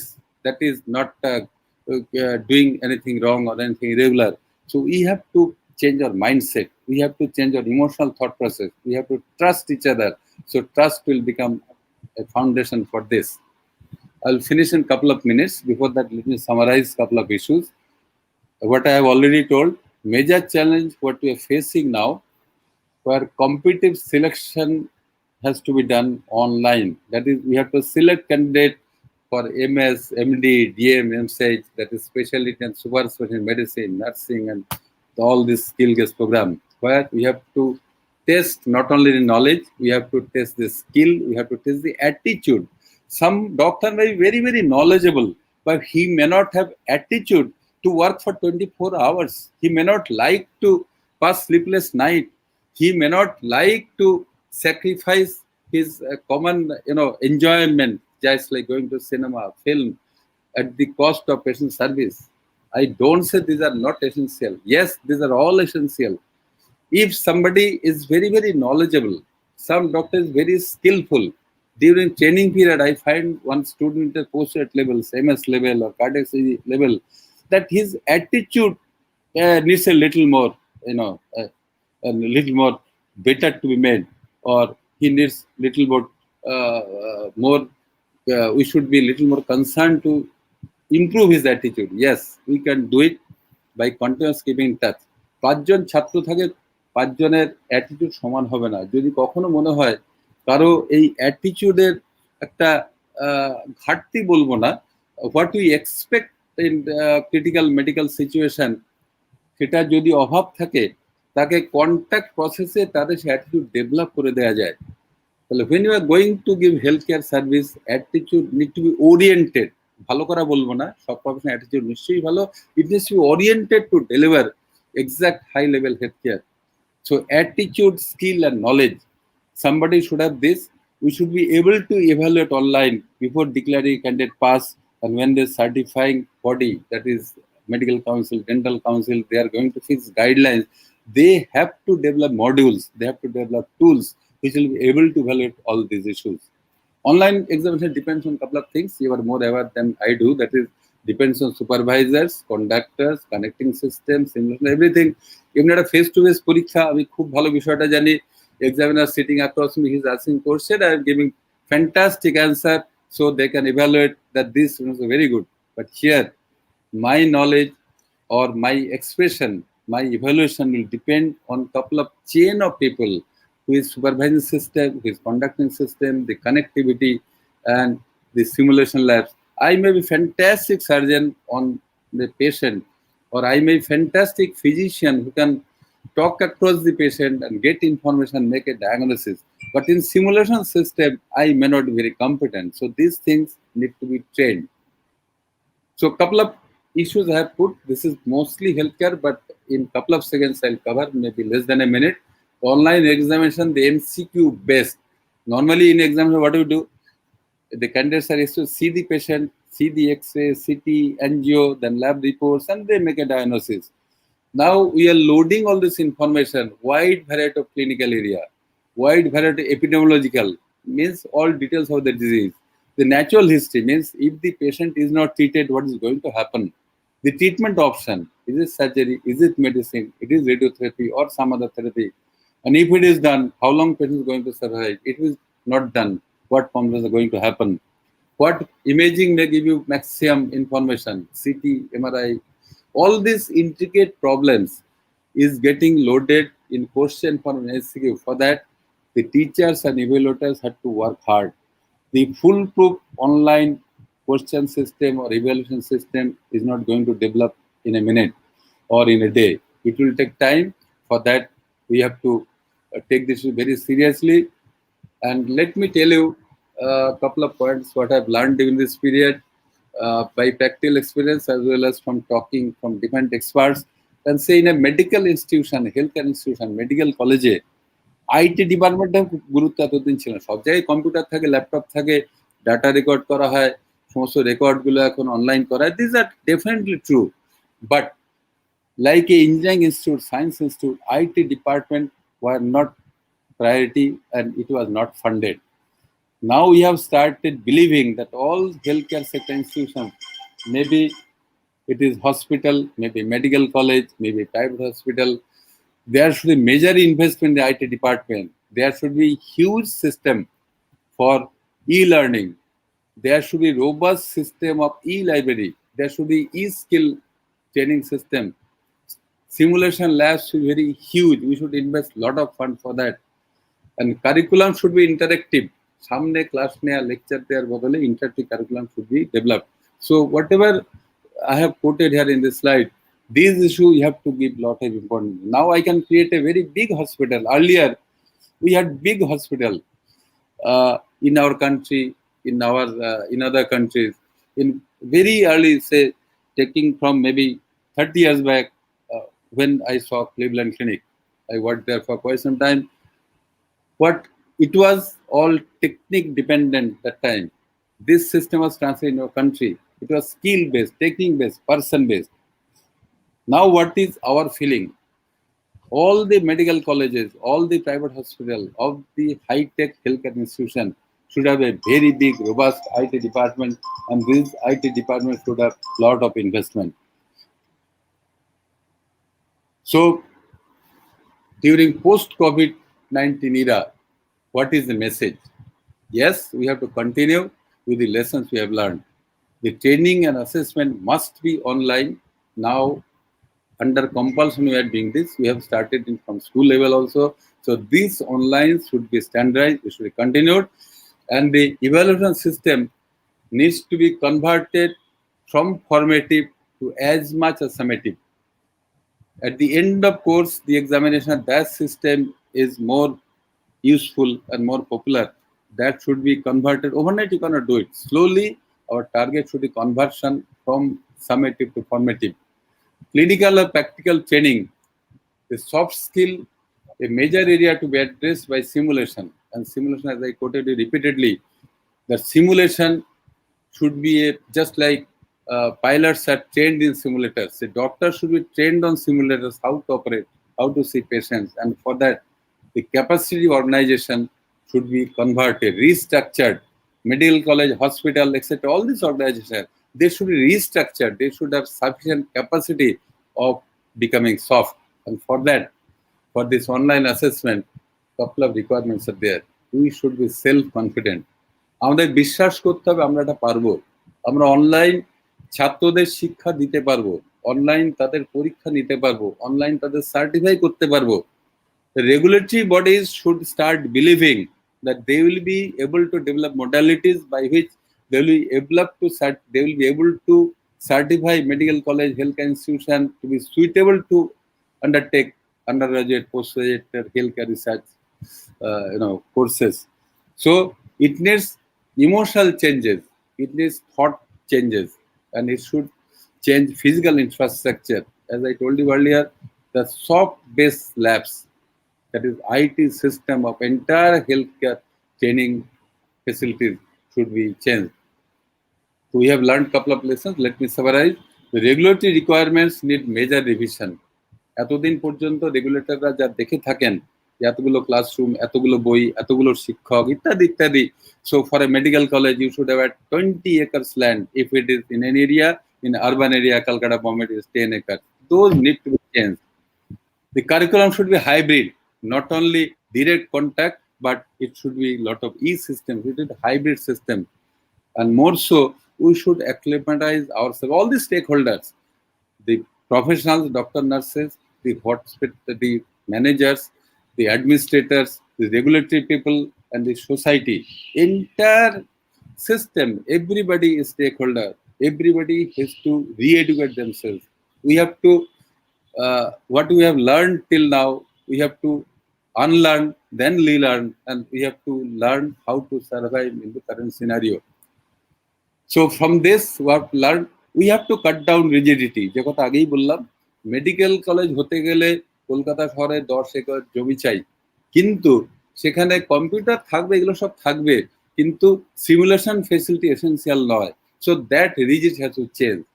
We should have lot of flexibility. The flexibility should aim at the output product. মানে ধরুন একটা রান্না হচ্ছে, রাঁধুনি খাওয়ার সময় চেখে দেখলো খাবারটা ভালো হচ্ছে কিনা, ফর্মেটিভ স্টেজ, আর খাবারটা ভালো কিনা সেটা টেস্ট করবে কাস্টমার। সো যেটা ফর্মেটিভে টেস্ট করবে রাঁধুনি, আর সামেটিভে টেস্ট করবে কাস্টমার। তা এই যে কে কখন টেস্ট করবে, কিভাবে রান্না হবে, বিভিন্ন স্টেজে you have to flexible. So we have to increase flexibility. Rigidity has to be taken away from the education system. And I am very, very, very happy to see that our modern education, national education policy, which was declared only recently, that has probably given up a lot of flexibility. Definitely, we have to study the points. We have to take advantage of that. We have to see which point we have to use. So we have to cut down rigidity. We have to increase our flexibility. But major point is, product must be good. যে চপটা মাছের তৈরি হবে খেতে সুস্বাদু হবে, যে doctor বেরোবে হলো সেফ ডক্টর, যে ইঞ্জিনিয়ার বেরোবেন he should be safe to construct a house or bridge. See product quality can not be compromise. We are only changing the modality. So we have to find a solution that is out of box, which is existing solution, which have been useful for centuries. That is not going to solve a problem. আমাদের নতুন করে সমাধান রাস্তা বার করতে হবে। So we have to find a solution out of box. So we have to assess our products not by physical infrastructure, but by examining the quality of the product only. মানে কি কি ইনগ্রেডিয়েন্ট মেশানো হলো, ভালো পোলাও তৈরি করতে চাল লাগবে, ডাল লাগবে, ঘি লাগবে, এই সমস্ত লাগবে, সেগুলোও যেমন ইম্পর্টেন্ট, সেই ইনগ্রেডিয়েন্টগুলো কিভাবে মিশিয়ে ফিনিশ প্রোডাক্ট হবে, that is probably more important.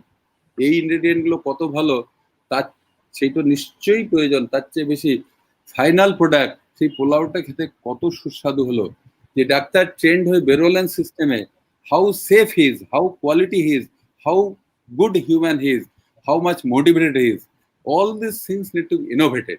We have to develop our model. We have to innovate system.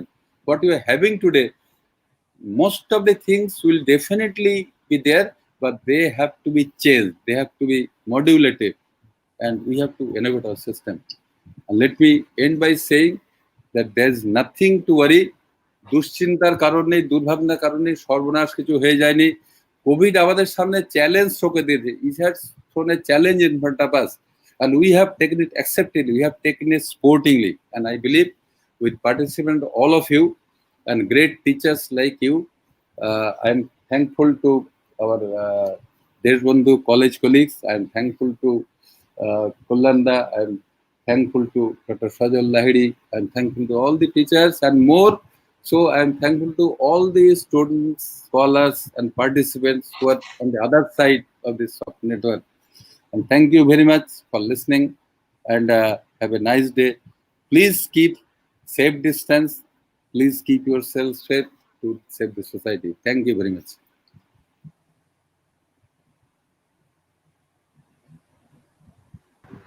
Thank you, sir. It was a very insightful lecture, and you have touched upon the most critical aspects of this pandemic. Thank you so very much. May I now request Anindita to moderate the question answer session? Thank you so much, Shreyushidi. I would like to thank our honorable speaker, Dr. Bhabatosh বিশ্বাস. We are immensely honored to have you amongst us, sir, and we have learned a lot from your extremely relevant speech. We have received a lot of questions in this session, but again, we are going to take only a few of them because of our time limitations. Now I will start the question answer session. Sir, over to you. Here is the first question, sir. This is from Devbani Rai Chaudhuri, Associate Professor, Department of Political Science, Deshbandhu College for Girls. She has asked, sir, the process of vaccination involves volunteering by common people.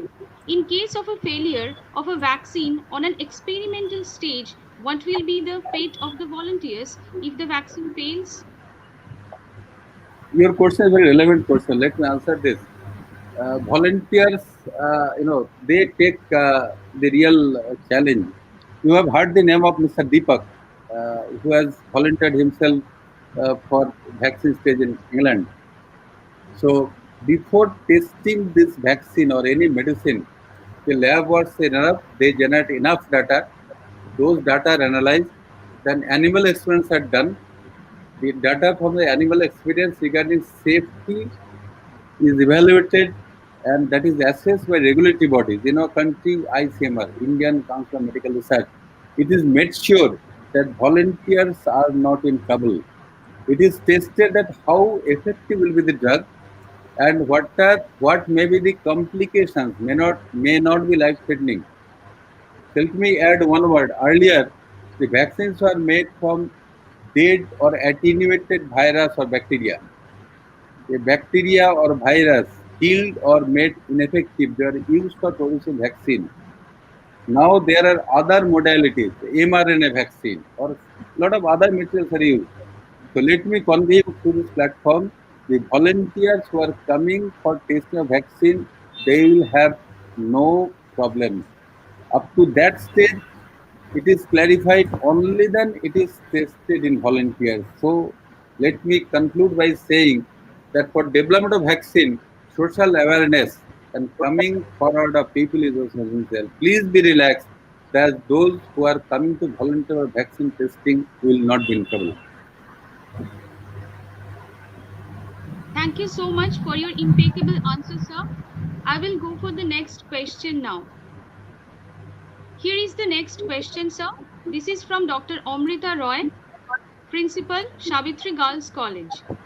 She has asked, respected sir, can you please tell us about the role of an immunologist in order to fight the coronavirus? The immunologist has a great role. It is a very difficult subject. When we started learning about immunology, it was very difficult for us in the beginning. Immunology basically deals with, I'm just telling about common students who may be on the other side. And I'm just telling you, let me ask Madam who asked this question, that as a clinician, our knowledge is very limited, but let me answer this question. Immunology has a great role in the diagnosis.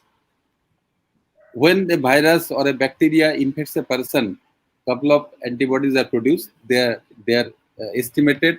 That gives accurate diagnosis. Sometimes it is developed in a day or sometimes in couple of weeks. So all the tests may not be positive immediately. Then progress of disease, whether disease is going to regress, cure, or it is going to kill the patient, that may be assessed by serial testing of antibodies. Similarly, somebody who has recovered from the illness, he has got antibody in his body. That antibody may be collected and treated, what is now known as plasma therapy. For not only for COVID, all these infective diseases and many other diseases, immunologist has a great role in the stage of diagnosis, in the stage of therapy, in the stage of follow-up. So let me tell you, the body resistance that is assessed in terms of immunology. Somebody who has, you all know that people at high risk are elderly people, diabetic people who are having malignant disease. Why? Because they immunologically they have got less fighting capacity.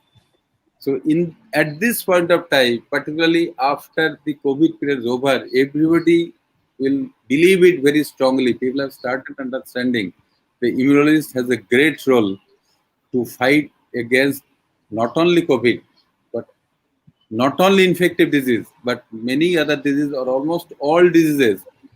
Immunology has a great role. So immunologists are becoming more and more important in the medical community.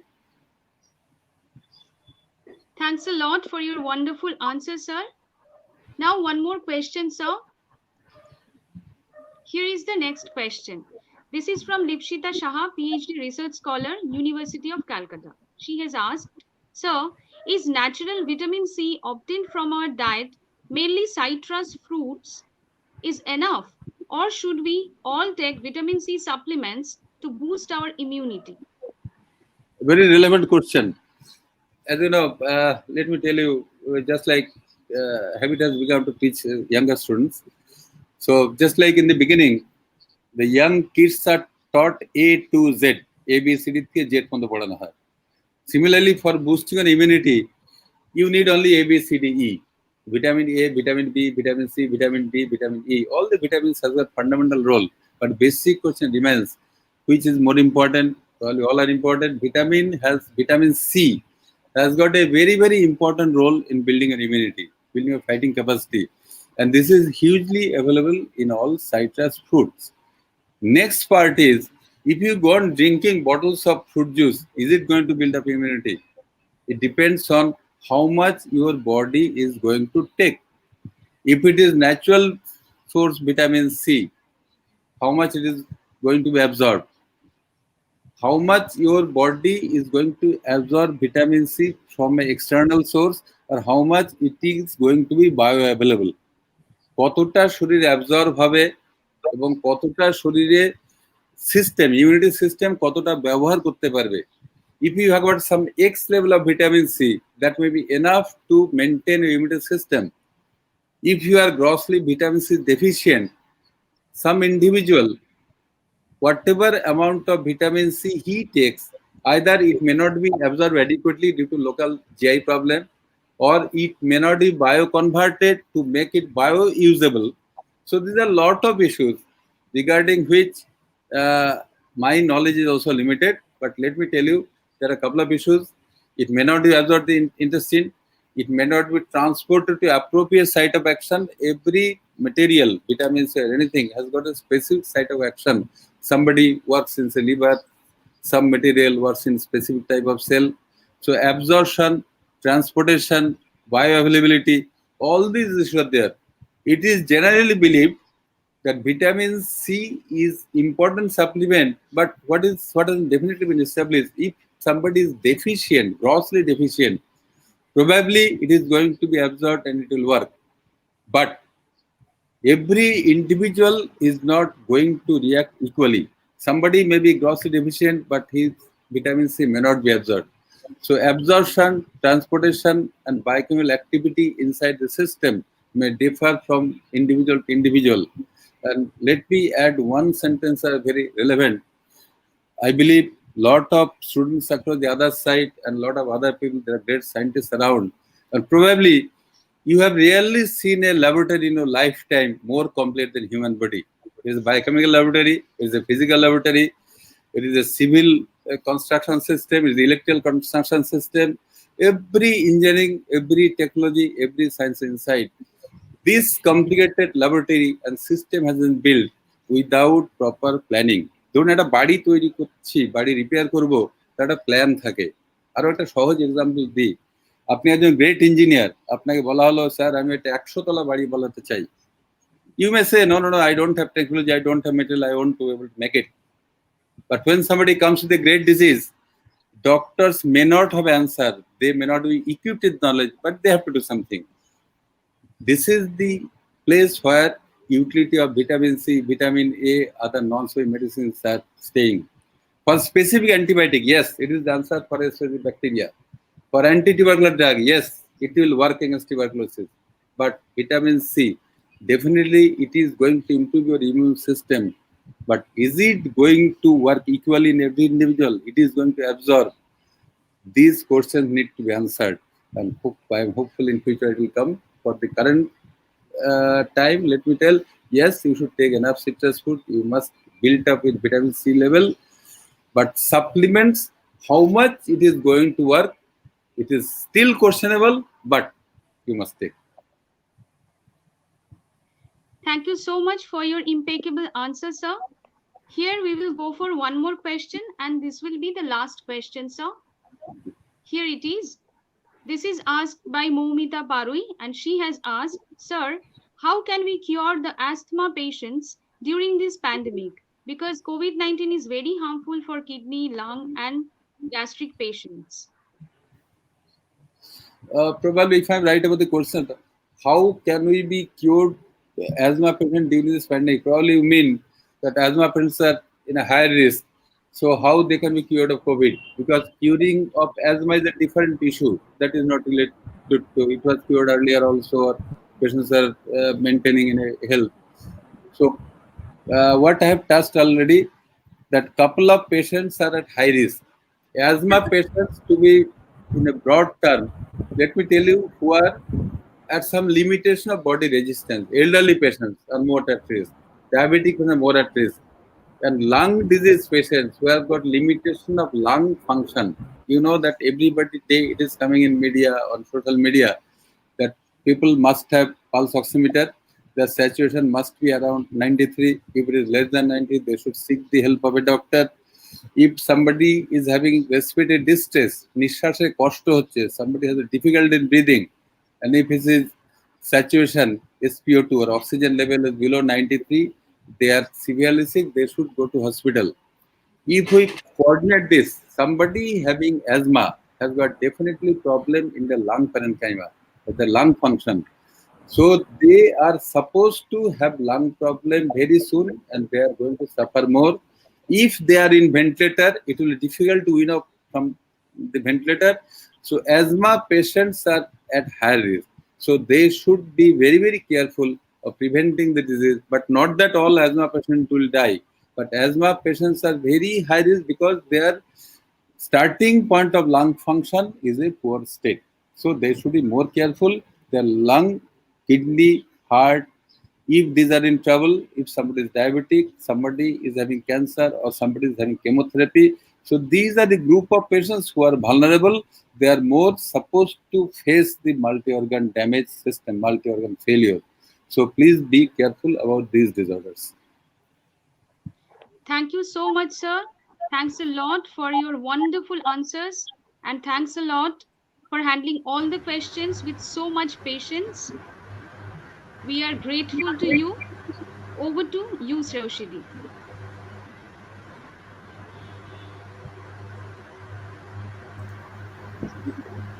Thank you, sir. Thank you so much. Now, ma'am, would you like to say Yes, I something? would like to say that, sir, I was listening with rapt attention to what you were saying. Such a wonderful lecture. And as usual, you were at your best. Simplified things, and you came out with raised so beautiful questions. And while we were thinking, you also gave us possible solutions. And of course, thank you for patiently hearing all the questions that came over. Some questions that we actually put forward to you. It's not possible to answer all. And also, I thank my colleague in the Department of Political Science, Deshbandhu Chaudhary, for asking the question. My principal colleague of Savitri Girls College, Amrita Di, also came over with a question. Sir, thank you once again. We know you're an excellent speaker. We know very few about health education and the health crisis. And thank you for making it so simple, talking to us in a very lucid manner. And I'm sure the participants and everybody, including me, have gained a lot of enlightenment on this topic. Thank you so very much. Thank Over you. to you, Ash. Now it is time to fold the hands. Thank you.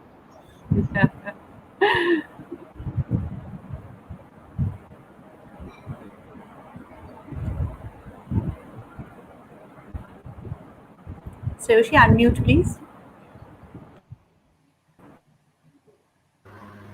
Thank you, sir. Thank you, ma'am. And with this, we have come to the end of today's session. It was an enriching experience for all of us. We have gone through the clinical aspects of the pandemic. We have learned about the associated economic crisis and the possible way outs. We have realized how our restricted outdoor activities have brought about such positive changes in terms of environment, especially the air quality parameters.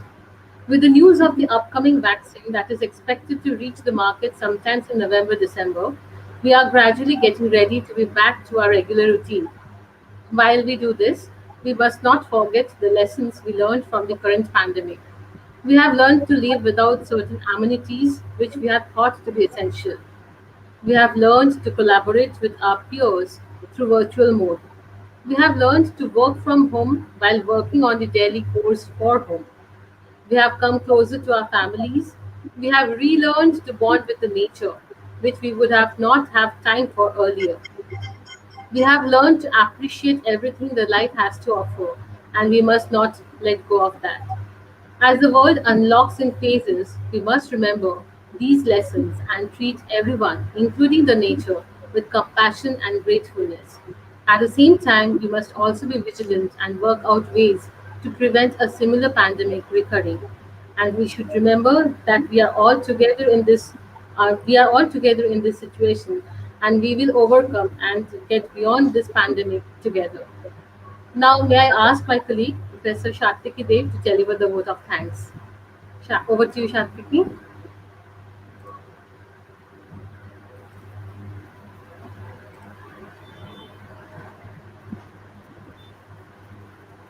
Good evening, all of you.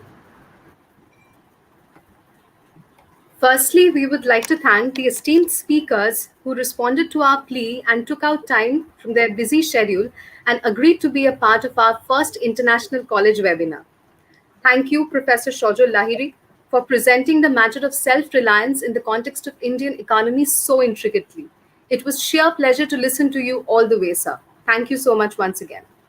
Thank you, Dr. Kollan Rudro, for sharing your insight along with prominent data as to how the lockdown has invariably enhanced the air quality in West Bengal. Thank you, Dr. Bhabatosh বিশ্বাস, for your presentation on a topic which is undoubtedly the current need of the hour. Thank you for putting up the matter in such layman language. We extend our heartfelt thanks to all the participants on behalf of Deshbandhu College for Girls for such overwhelming response in our debut webinar.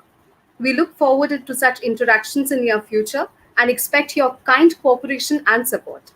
Thank you once again for being with us all throughout the webinar and bearing with all our inconveniences. Special thanks to all our guests of honor on our behalf, and a name which requires special mention amongst all is that of Professor Kaushik Gupta, Professor in Economics, Department of Economics, University of Calcutta, for his exemplary contribution to our webinar. Thank you so much, sir. Without you, we would not have been able to pull it together at all. We would also like to thank our honorable governing body members, Deshbandhu College for Girls, Dr. Shubiresh Bhattacharya, President, Honorable Vice Chancellor, University of North Bengal. Thank you for extending your support, sir. Dr. Anita Chattopadhyay Gupta, Principal and Secretary to the governing body. Dr. Deepak Kumar Kaur, Member, Government Nominee, Higher Education Department of Government of West Bengal, and Honorable Vice Chancellor, Shidhu Kanu Birsha University, West Bengal. Professor Moitrey Bhattacharya, Member, Government Nominee, Higher Education Department, Government of West Bengal, and former Registrar, Indian Institute of Social Welfare and Business Management, Kolkata. Thank you, ma'am, for your relentless support and encouragement. Professor Nobonita Chatterjee, Member, Syndicate Nominee, Calcutta University, and former Secretary, West Bengal Board of Secondary Education. Thank you for your inspiration and cooperation all throughout the entire process, as always, ma'am. And Dr. Onup Datta Gupta, Member, Higher Education Council, Nominee, Government of West Bengal, and retired professor. A name that also requires to be mentioned in this regard is that of Dr. Shreyoshi Chatterjee, without whose guidance and critical aesthetics, this webinar would not have been a success. Our sincere thanks to the principal, Deshbandhu College for Girls, Dr. Anita Chattopadhyay Gupta, for arranging and bringing amongst us such eminent speakers and supporting us each and every moment. It has been her untiring effort and zeal and constant inspiration to make this webinar as flawless as possible. Thank you once again, madam, for letting us have this opportunity and having faith in us all the way through the entire process of arranging this webinar. Last but not the least, thanks to us, the webinar team, Deshbandhu College for Girls, we will be patting our backs as to the fact that we have arranged the technical know-how of the webinar completely of our own accord, right from the scratch till the execution. Thank you all once again for being there. Over to Shreyoshi.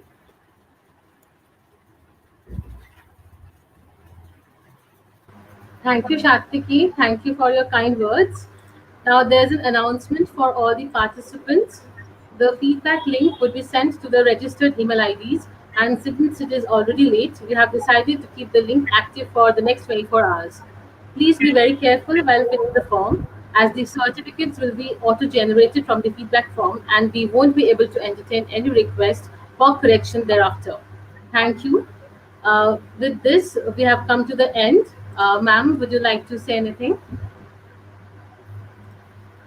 I would like to say that thank you, my beautiful team of teachers, of professors who have made this project possible. I dreamt of it, you did it. And thank you for the honored speakers who right along has been with us continuously. Thank you for being with us. Thank you for enlightening us. And thank you for, at least for this evening, you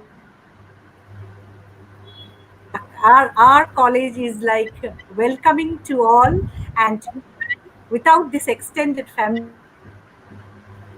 be moving on to a path of excellence. Please wish us the best. Please wish all my young teachers the best, so that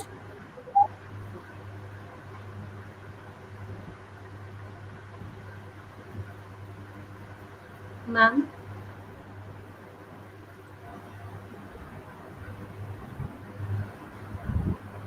so Shreyoshi, Yes, ma'am. Ma'am, you had actually stuck. So can you repeat the last line? for all our speakers, would you like to say anything? No, For all our honorable speakers, Professor Shajol No. Lahiri, would you Thank you. say a few words? Yeah, thank you so much. I enjoyed listening to the other two speakers and hope to see you in person sometime in Kolkata. Thank you, sir. Thank you so much, sir. Dr. Bhavatosh Vishwas, would you like to comment?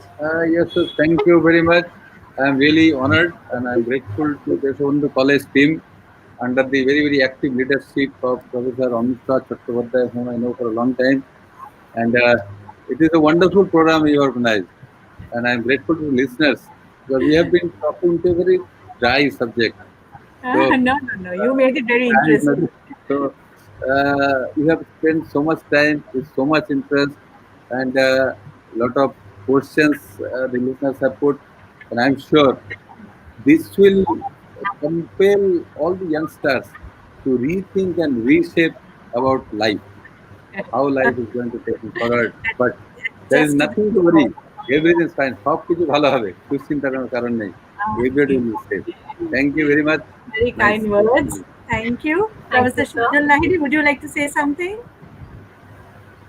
Yeah, to the youngsters, don't start partying yet. We'll wait for a few more You months have been before with us the. from the morning. It was 7:30 in USA. You joined us, and throughout you have been with us. That is, I mean, sheer No, I think motivation for us. Sakshi said that the team looked after, sort of sorted out the technical side all by themselves, and that's the new generation. We could Thank you, not have sir. done that. Yes, So Thank you very so yes. much, What would sir. I do thankful. without them? Yeah. Thank you so very much. Thank you, and okay, thank you. we'll Thank see you, each good sir. other night. again. Okay. Okay. With Bye. this, we are Okay. signing Good off, night. everyone. Thank you. Please stay safe and stay healthy. And a very good night to you all.